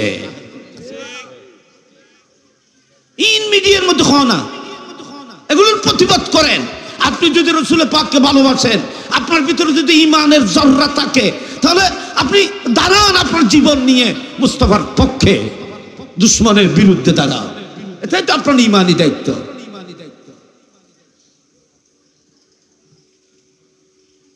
আর বুড়ো মানুষ বহুত কথা কই বলে হুজুর আচ্ছা খানা আয়ু। সম্মানিত হাজিরিন, ইন্না আতাইনা কাল আতাইনা কা আল কৌসর। কৌসর মানে কৌসর, হৌজ কৌসর। প্রশ্ন হলো কিয়ামতের ময়দানে রাসূল পাক সাল্লাল্লাহু আলাইহি ওয়াসাল্লাম উম্মত গুনাহগারকে শরবত পান করাবেন, এটাও হাদিসে পাকে আছে।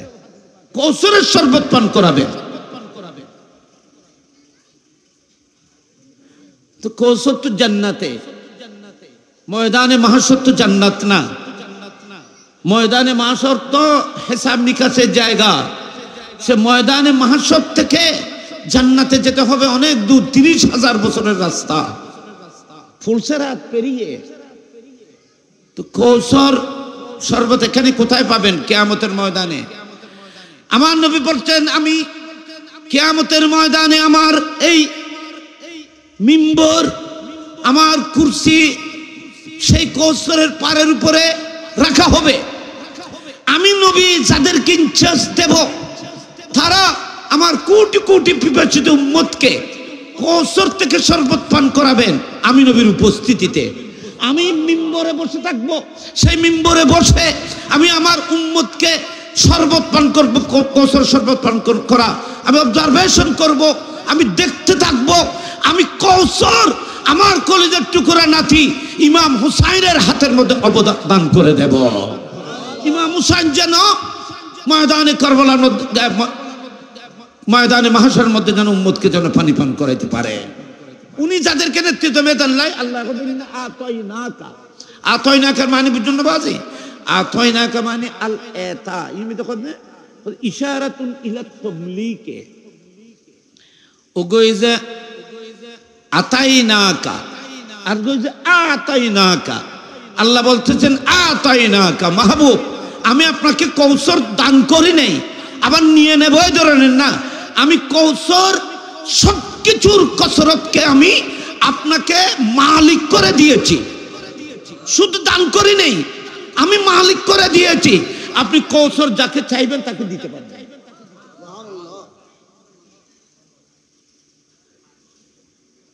কিয়ামতের ময়দানে কৌসরের শরবত বন্টন করা হবে উম্মতের মাঝে।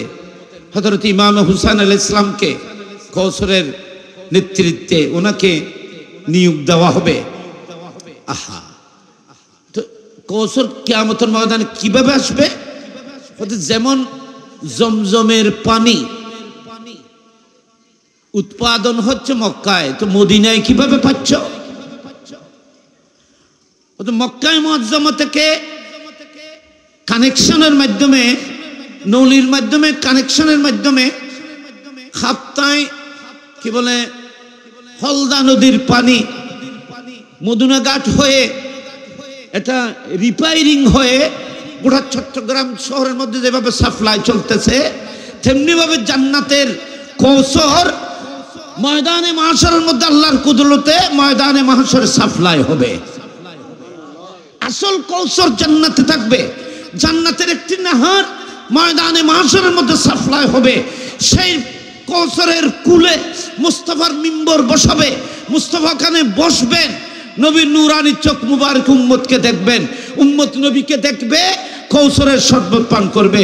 লক্ষ লক্ষ ওলি গৌস কুতুবরা উম্মতকে কৌসরের পানি পান করাবেন, শরবত পান করাবেন। ময়দানে মাহশর আজ এজেনেরা একত্রিত হইও, কিয়ামতের ময়দানে বিদ্যাবিয়াগুন একত্রিত হইতে একসাথে এখানে দেখা হবে, রাসূল পাকের সামনে কৌসরের পানি পান করতে পারবে। আতাইনাকা মানে মালিক করে দেয়া এক কথা, আরেকটা হলো আতাইনা মানে দেওয়া। আমি অমুককে 5,000 টাকা দিয়েছি, 5,000 টাকা দেওয়ার অর্থ এভাবে হয় যে আমি সরাসরি হাতে হাতে দিই নাই, অথবা বিকাশের মাধ্যমে দিয়েছি, অথবা কোনো মাধ্যমের মাধ্যমে দিয়েছি।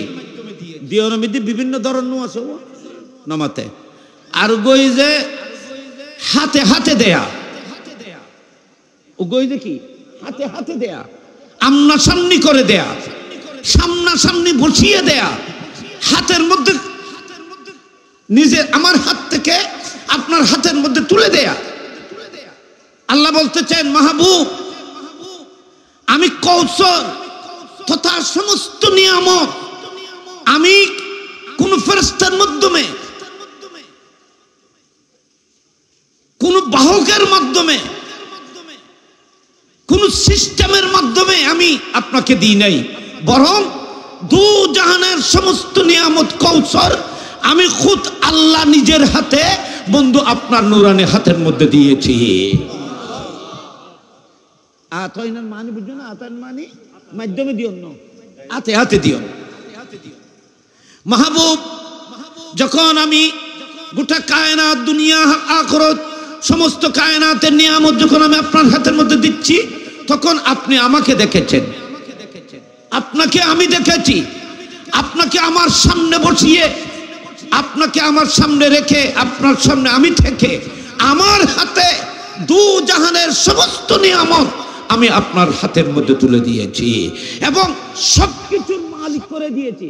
ইন্না আতাইনাকা আল কাউসার, দুনো জাহানের সমস্ত নিয়ামত আমি আপনাকে মালিক করে দিয়েছি। সেজন্য আল্লাহ হযরত বলছেন, খালেকে কুল নে আপকো মালিকে কুল বানা দিয়া। আল্লাহ হযরত কই যে কোরআন শরীফের এই আয়াত তো কই, খালেকে कुल ने आपको मालिके कुल बना दिया, दोनों जहां है आपके कब्जा ও इख्तियार में। सुभान अल्लाह বলেন সবাই। দুনিয়া আখিরাত দুনো জাহান আল্লাহ সৃষ্টি করেছেন, কিন্তু মালিক বানিয়েছেন কাকে? বলেন, মালিক কাকে বানিয়েছেন? রাসূল পাককে, আমার নবীকে মালিক বানিয়েছেন দু জাহানের। তো মালিক কারে হয়? এনে দিয়ন খোঁজো ওয়াই ধরুন অনরা কলম দিলাম, কলম দিলাম মানে দিয়ন নই না, তো কলম এখন খোঁজো আলা আর কলম মারা দি ফেলো, আয় তোমার লিখি বললা দিলাম আলা আজ যেতে সাথে দি ফেলান পড়িব। আমি দিয়েছি, আবার বলতে যখন আমার কলম আমাকে দিয়ে দাও, অনর লিখি বললা দিলাম যে এখন দিয়ে দাও, নিয়ে যাবে, এটাকে বলা হয় আতাইনা। আর যদি বলো আতাইনা কাউজুর কলমিবে, আমি এক জায়গায় আমি দিয়ে কটক মাহবিল গেছি, এখান থেকে যাতে লেখন করে ইনে এনে কথা বুঝে পেলে এনে করছে, তখন বললাম মানুষ সাইডে মানুষ আছে এবার যাবো কলম আছিল, তো কলমিবে লেখি লেখিয়ে খোঁজে না যদি ভাই ওনারা দি ফেলে আসবে, মানে কলমিবে ইবে আত্ম না লইতো না স্যার, ইবে কলমিবে কলমি মায়ের খোঁজে মানুষ রায় দিও, তো আমার কাছে কলম আত্মা আছে ভাই মানে খোঁজে না হুজুর ভাই ওনারা দি ফেলে অন্ত নাই লই দি ফেলে আসবে, মালিক বানাই দিই।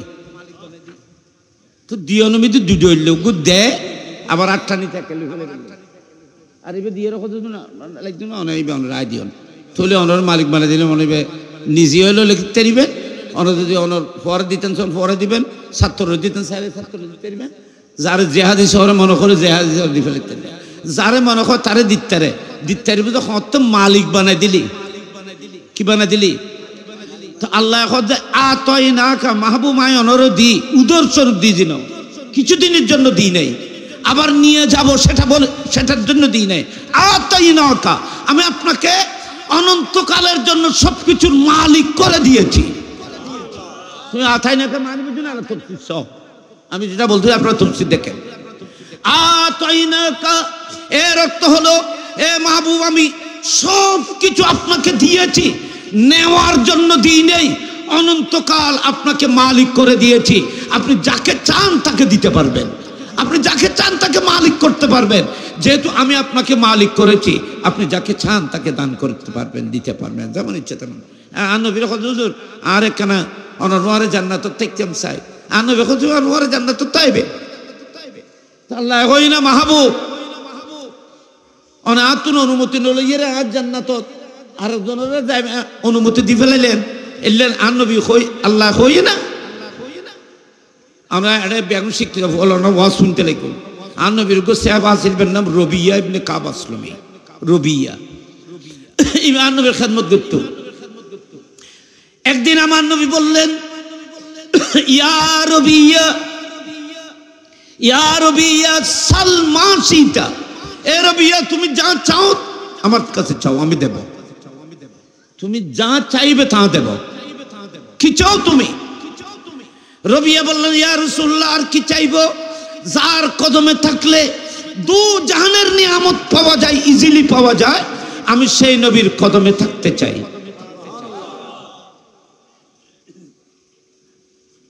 খনকান সাইলি ইয়ান অনে দিবেন তো আইয়ের লইয়েরে তো জঙ্গ ভরিব আর তো কিছুর মালিক হইতেন না ইয়া যদি গোটা দো জাহানের মালিকর কদম ধরিতে ইত্যাদি তাহলে দো জাহানের সবকিছু আমাকে তালাশ করবে, আমাকে দেখবে, আমাকে সম্মান করবে, যেহেতু আমি দো জাহানের মালিককে সম্মান করেছি, ওনার গোলামি করেছি। মাহবুব ওনার গোলামি কত বড় নিয়ামত, দো জাহানের বাদশাহী থেকেও আপনার গোলামের মর্যাদা বেশি। হুজুর আমি ওনার গোলামি চাই, দুনিয়ার বাদশাহীও না চাই, আখিরাতের কোন সুলতানত বাদশাহীও না চাই। ইন্নী আসআলুকা মারাফাকাতাকা ফিল জান্নাহ, ইয়া রাসূলুল্লাহ দুনিয়ার মধ্যে যেভাবে আমি আপনার খাদেম হিসেবে আছি, জান্নাতের মধ্যেও যেন আমি আপনার খাদেম হিসেবে থাকতে পারি। তো কি চাই রে, জান্নাতের মধ্যেও যেন খাদেম হিসেবে থাকতে পারে। তো জান্নাতের মধ্যে থাকতে চাইলে ওনাকে জান্নাতের গ্যারান্টি দিতে হবে।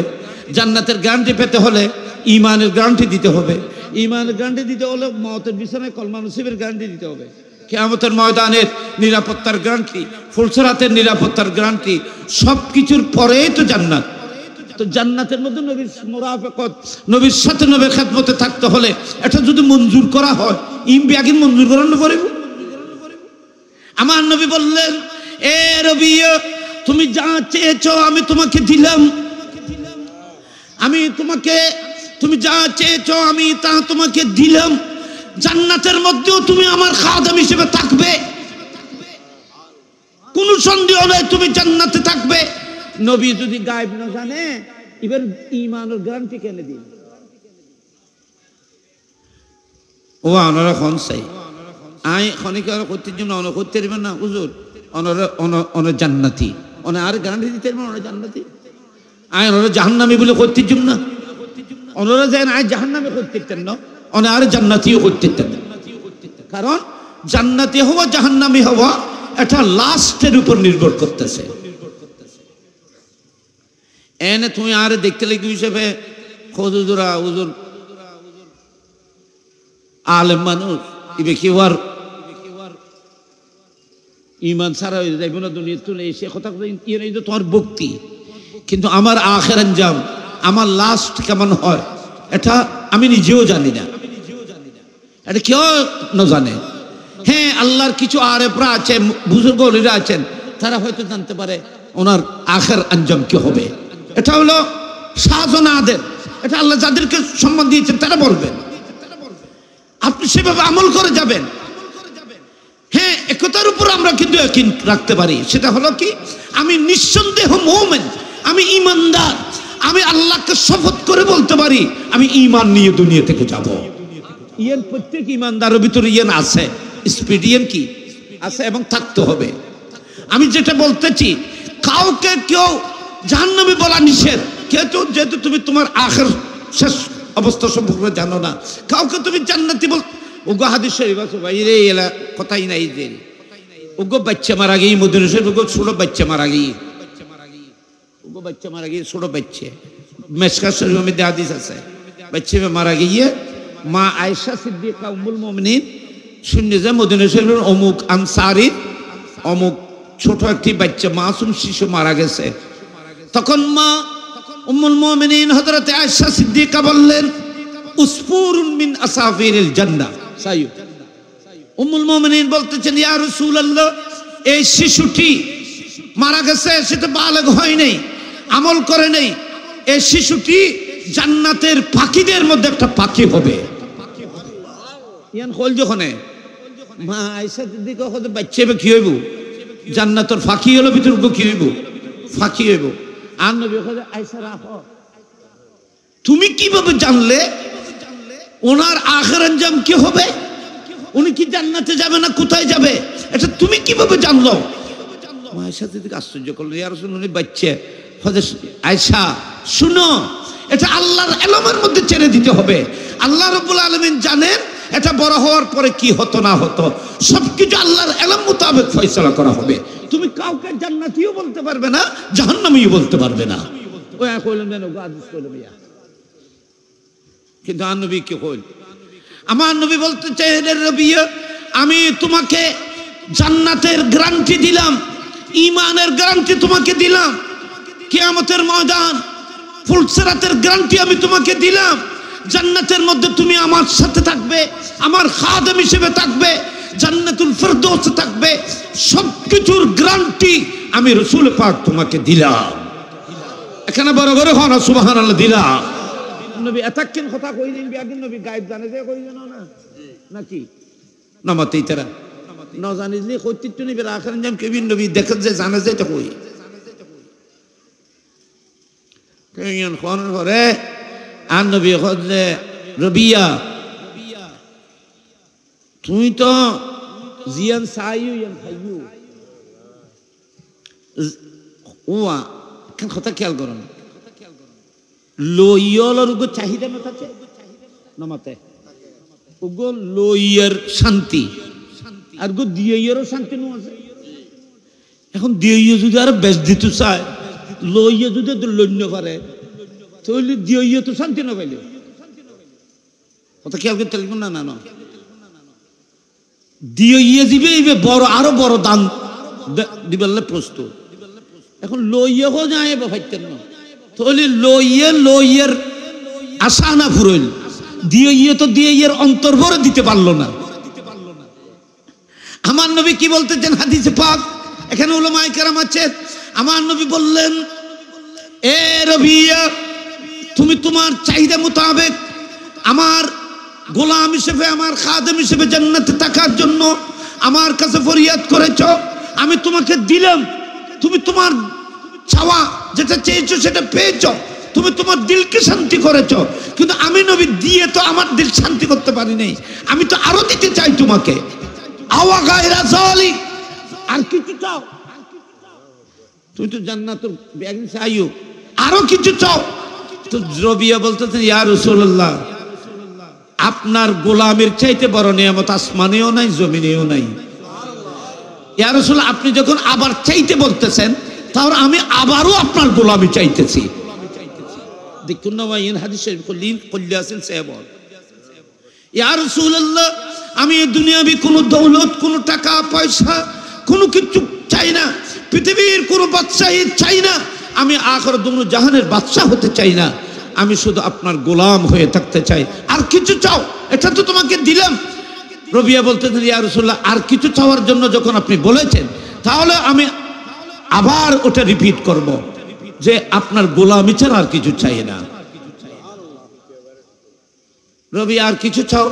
ইয়া রাসূলুল্লাহ আপনি যদি কিয়ামত পর্যন্ত আপনি যদি আমাকে বলেন কিছু চাইতে, যদি 1 কোটি বার বলেন তো আমি 1 কোটি বার চাইলে শুধু আপনার গোলামি চাইবো, আপনার খাদেম হওয়ার জন্য চাইবো, আমি আর কিছু চাইবো না। কারণ আপনার কদমে থাকতে পারলে দু জাহান আমার কদমকে চুমো দেবে, সেই জন্য আমি আর কিছু চাই না।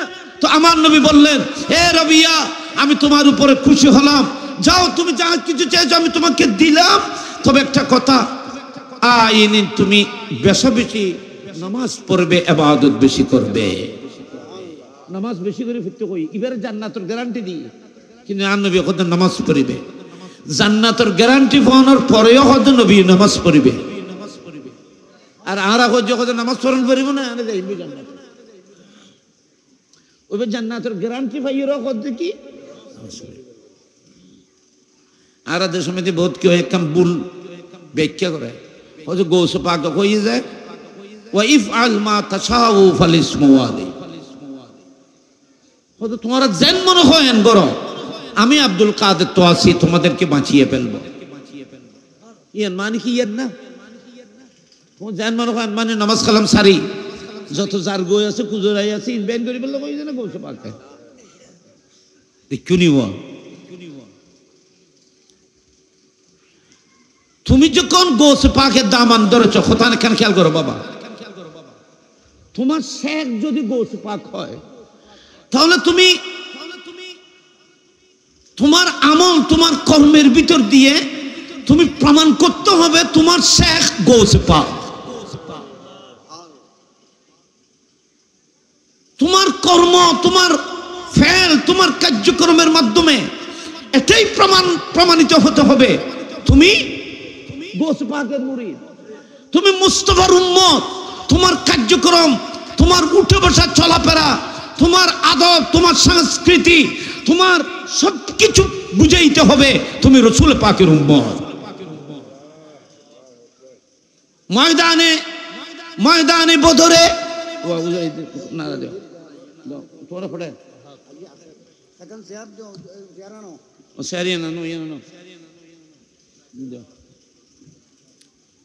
नारा लगाओ, अल्लाह अकबर, नारे तकबीर, नारे रिसालत, यार नारे रिसालत, नारे गौसिया, नारे गौसिया, আহলে সুন্নাত ওয়াল জামাত সভাপতি মহোদয়ের আগমন, চেয়ারম্যান মহোদয়ের আগমন, আহলান সাহলান, নারে তাকবীর, নারে রিসালাত, নারে গাউসিয়া, আহলে সুন্নাত ওয়াল জামাত, আহলান সাহলান, মারহাবা, সমাজ আওয়াজ বলুন মারহাবা। আশিকানে মুস্তাফা সাল্লাল্লাহু আলাইহি ওয়াসাল্লাম, আপনারা দেখতে পাচ্ছেন আমাদের মঞ্চে উপস্থিত হয়েছেন আজকের এই আহলে সুন্নাত। যে আমরা আহলে সুন্নাত ওয়াল জামাত গোটা বাংলাদেশে আহলে সুন্নাত ওয়াল জামাতের চেয়ারম্যান হিসেবে গোটা বাংলাদেশের উলামায়ে কেরামের পরামর্শে মজলিসে শুরার মাধ্যমে যাকে আহলে সুন্নাত ওয়াল জামাতের চেয়ারম্যান হিসেবে নির্বাচিত করেছেন, তিনি আজকে আমাদের মাঝে তশরিফ ফরমা হয়েছেন। আলহামদুলিল্লাহ বলেন সবাই। এটা চট্টগ্রাম ভিত্তিক না, শুধু ঢাকা ভিত্তিক না, গোটা বাংলাদেশ না, গোটা পৃথিবীর আহলে সুন্নাত ওয়াল জামাত। এখানে আহলে সুন্নাত ওয়াল জামাত বাংলাদেশ নেই, আহলে সুন্নাত ওয়াল জামাত পৃথিবীর সুন্নি যেখানে যেখানে আছে সমস্ত সুন্নিদের জন্য গোটা বাংলাদেশের উলামারা মজলিসে শুরা করে পরামর্শ করে সমস্ত উলামায়ে কেরামের সিদ্ধান্ত মোতাবেক যাকে আহলে সুন্নাত ওয়াল জামাতের চেয়ারম্যান হিসেবে এক বাক্যে কোনো প্রশ্ন ছাড়া নির্বাচিত করেছেন, তিনি আজকের মাহফিলের যিনি সভাপতি মহোদয়। আল্লাহ পাক রব্বুল আলামিন এই নিয়ামত আমাদেরকে দান করেছেন, আমরা এই নিয়ামতের শুকর আদায় করতেছি। আলহামদুলিল্লাহ বলেন সবাই। এবং হুজুরের সুস্থতা দীর্ঘায়ু কামনা করছি, হুজুরের খেদমাত যেন আরো বেগবান হয়। আহলে সুন্নাত ওয়াল জামাতের খেদমাতে আমরা সবাইকে যেন কোরবানি দেওয়ার, আগামীতে আহলে সুন্নাত ওয়াল জামাতের ডাক, আহলে সুন্নাত ওয়াল জামাতের পক্ষ থেকে কোনো আওয়াজ আসলে এটার জন্য আমাদেরকে সবকিছু দিয়ে সাহায্য মদত করার সে তৌফিক যেন আল্লাহ পাক আমাদেরকে দান করেন। আমরা আর পিছে পড়ে থাকতে চাই না, আমরা সবচেয়ে আগে ছিলাম, আগে থাকতে চাই। আগে থাকা এটা কোনো আমাদের নতুন না, আমরা তো আগে ছিলাম। আমাদের সেই ইতিহাসকে আমরা পুনরুদ্ধার করতে চাই। সেজন্য আহলে সুন্নাত ওয়াল জামাতের পক্ষ হয়ে আগামীতে আমরা খেদমত করব। আহলে সুন্নাত ওয়াল জামাতের পক্ষ থেকে যে ডাক, যে আহ্বান আসবে, আমরা এগুলোকে অন্তর দিয়ে গ্রহণ করার জন্য আপনারা প্রস্তুত আছেন কিনা? হাত তুলে বলেন সবাই, হাত তুলে বলেন প্রস্তুত আছেন কিনা? আল্লাহ ইয়া রাসূল জিন্দাবাদ। আপনি আলহামদুলিল্লাহ এই কথা যেন আমরা যেন দুনিয়া আখিরাত দুনিয়াহানের মধ্যে যেন এই কথার উপর থাকতে পারি, আমরা সুন্নিয়তের উপর যেন থাকতে পারি, সুন্নিয়তকে অলংকার করে গলার মালিয়া বানিয়ে যেন আমরা দুনিয়া থেকে যেতে পারি, মুস্তাফার সামনে যেন সুন্নি হিসেবে যেন উঠতে পারি। আল্লাহ সে তৌফিক আমাদেরকে দান করুক, আমিন বলুন সবাই। আমি কথা আর বাড়াচ্ছি না, যেহেতু আগামীকালও মাহফিল চলবে এখানে, তারপর দিন মাহফিল চলবে, হুজুর কিছু আলোচনা করবেন গুরুত্বপূর্ণ। আমি যেটা বলেছিলাম, আল্লাহ পাক রব্বুল আলামিন দান করেছেন, আমার নবীকে দিয়েছেন। এখানে আল্লাহ পাক আতাইনা বলে নেই, আলিফ দিয়ে তা দিয়ে বলে নেই, বরং আতাইনা আইন দিয়ে বলেছেন, আলিফ আইন দিয়ে। আতাইনা আর আতাইনার মধ্যে বেশ কম আছে। উলামায়ে কেরাম, মুফাসসিরিন কেরাম, মুহাক্কিকিনরা বলছেন আতাইনার মধ্যে তমলিকের ফায়দা আছে। তমলিক মানে মালিক করে দেয়া। কোনো কিছু কোনো ব্যক্তিকে দিলে আপনি আবার চাইতেও পারবেন, আবার নিয়ে নিতে পারবেন। কিছুদিনের জন্য ইউজ করার জন্য, ব্যবহার জন্য দিয়েছেন, আবার নিতে পারবেন, নিয়ে নেওয়ার অবকাশ থাকে। কিন্তু আল্লাহ বলতেছেন আতাইনাকা আল কৌসর। এটা শুধু কৌসর অর্থ না, আল্লাহ বলতেছেন দুনিয়া আখিরাতের জাহিরি বাতিনি সমস্ত নিয়ামত আমি আপনাকে কৌসর, কসির থেকে কসির দান করেছি। প্রত্যেকটি আইটেম আমি আপনাকে কসির থেকে কসির দান করেছি। আপনার জাহেরকেও আমি কসির করেছি, বাতিনকেও কৌসর করেছি। এগুলো যদি তফসির করতে হয় রাতকে রাত লাগবে, এতগুলো কথা এখানে আছে। আমার নবীকে আল্লাহ বলতেছেন মাহবুব, আমি এগুলোকে কিছুদিনের জন্য দিই নেই, এগুলো আমি আপনাকে মালিক করে দিয়েছি। এগুলো সবগুলো আপনাকে মালিক করে দিয়েছি। আপনি যাকে চাইবেন তাকে দিয়েও দিতে পারবেন। আপনাকে মিলকে তাসাররুফ, সেই জন্য কিয়ামতের ময়দানে কৌসরের শরবত পান করার জন্য ইনচার্জ হযরত ইমাম হুসাইনকে দেবে, অসুবিধা কি? গৌসে আজমকে দেবে, আশিকে রাসূল আউলিয়ায়ে কেরামদেরকে দেবে, কোটি কোটি উম্মতকে কৌসরের শরবত পান করার জন্য মুস্তাফা কৌসর যদি ইমাম হুসাইনকে মালিক করে দেন, তাহলে কি কেউ এটাকে নাজায়েজ বলতে পারবে? আমার নবী যাকে চায় তাকে দিতে পারেন। সেজন্য মুস্তাফা বললেন, এ রবিয়া, আমি তোমাকে জান্নাতও দিলাম, জান্নাতের মধ্যে আমার রেফাকত, আমার খেদমতের সে সুযোগও করে দিলাম, এবং তোমাকে ঈমানের গ্যারান্টিও দিলাম, সবকিছু তোমাকে দিলাম। আওয়াগায়রে যালিক, এরপরেও তুমি কিছু চাও? রবিয়া বলতেছেন, হুজুর আর কিছু চাই না, শুধু আপনার গোলামিও চাই, আর কিছু চাই না, আর কিছু চাই না, আপনার গোলামি চাই। কারণ আপনার গোলামি চাইলে, গোলামিতে থাকতে পারলে দুনিয়া আখিরাত দুনিয়ার সব নিয়ামত পাওয়া যাবে। তাহলে আল্লাহ পাক রব্বুল আলামিন আমাদেরকে, আমরা এখান থেকে শিক্ষা নিতে হবে রসুল পাকের গোলামি, নবীর খেদমত, নবীর প্রেমের মধ্যে নিজের জীবনকে উৎসর্গ করা। আমাকে বিষয় দেওয়া হয়েছে আমাদের জীবনের চাইতে রসুল পাকের বেশি মহব্বত করা, এটাই তো ঈমান। ঈমানের মূলই তো এটা। আপনি আপনার জীবনের চাইতে, আপনার প্রাণের চাইতে, আমি তো এক প্রাণের কথা বলতেছি, আলা হযরত রাদিয়াল্লাহু তাআলা বলতেছেন, আল্লাহ যদি আমাকে কোটি কোটি প্রাণ দেয়, সমস্ত প্রাণগুলো মুস্তাফার কদমে প্রেমের মধ্যে আমি কোরবান করে দেব হাসি মুখে। সুবহানাল্লাহ বলেন না? শুধু আমরা একটি প্রাণের কথা বলতেছি। শুধু খুদার কোটি কোটি প্রাণ যদি আপনাকে আল্লাহ দেন, আলা হযরত বলতেছেন, আমি সমস্ত প্রাণ মুস্তাফার কদমে প্রেমের মধ্যে উজাড় করে দেব। ইয়ানের নাম ঈমান। আল্লাহ আমাদেরকে, আমাদের মাল, আমাদের জান, সবকিছু রসুল পাকের কদমে কোরবানি দেওয়ার, সাহাবায়ে কেরামের সেই আদর্শে আদর্শিত হওয়ার আল্লাহ আমাদেরকে সবাইকে তৌফিক দান করুক, আমিন। আহলুস সুন্নাত ওয়াল জামাতকে আল্লাহ কবুল করুক, আমিন। আমরা যেন আহলুস সুন্নাত ওয়াল জামাতের হয়ে যেন থাকতে পারি। আগামীতে মাঠে ময়দানে যে কোনো আওয়াজ, আমাদের এই চেয়ারম্যানদের পক্ষ থেকে, যে সংগঠন মজলিসের শুরার পক্ষ থেকে, যেই আহলুস সুন্নাত ওয়াল জামাতের যে কমিটি, মনোনীত যে কমিটি হয়ে গেছে এখন বর্তমানে, সেই চলমান, সেই শক্তিশালী কমিটির পক্ষ থেকে যে নির্দেশনা আসবে, আমরা সেই নির্দেশনা মোতাবেক চলব। আমরা এই আহলুস সুন্নাত ওয়াল জামাতের হয়ে আমরা দুনিয়ায়ও থাকতে চাই, কবরেও যেতে চাই, কিয়ামতের ময়দানেও আমরা সুন্নি হয়ে উঠতে চাই। ঠিক কিনা বলেন? ঠিক কিনা বলেন? হুজুরুল্লাহ দোয়া করিবেন যেন হুজুর যেন সুস্থ থাকে, খেদমত যা ঘরের আরো যেন বেশি খেদমত করতে থাকে।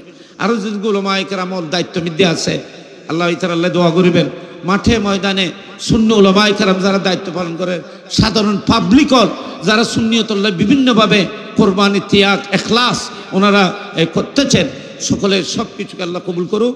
এই মাহফিল 3 দিন ব্যাপী হাজার লক্ষ টাকা খরচ করে যারা করতেছে, আজকে 16তম মাহফিল, আল্লাহ পাক রব্বুল আলামিন ওনাদের এই মাহফিলকে রহমতের হাতে কবুল করুক। দেশে বিদেশে প্রবাসে এবং মা বোনরাও যারা এই মাহফিলের জন্য বিভিন্নভাবে সহযোগিতা করে থাকেন, প্রত্যেকের সহযোগিতা কোরবানিকে আল্লাহ কবুল করুক। আসসালামু আলাইকুম ওয়া রাহমাতুল্লাহি ওয়া বারাকাতুহু।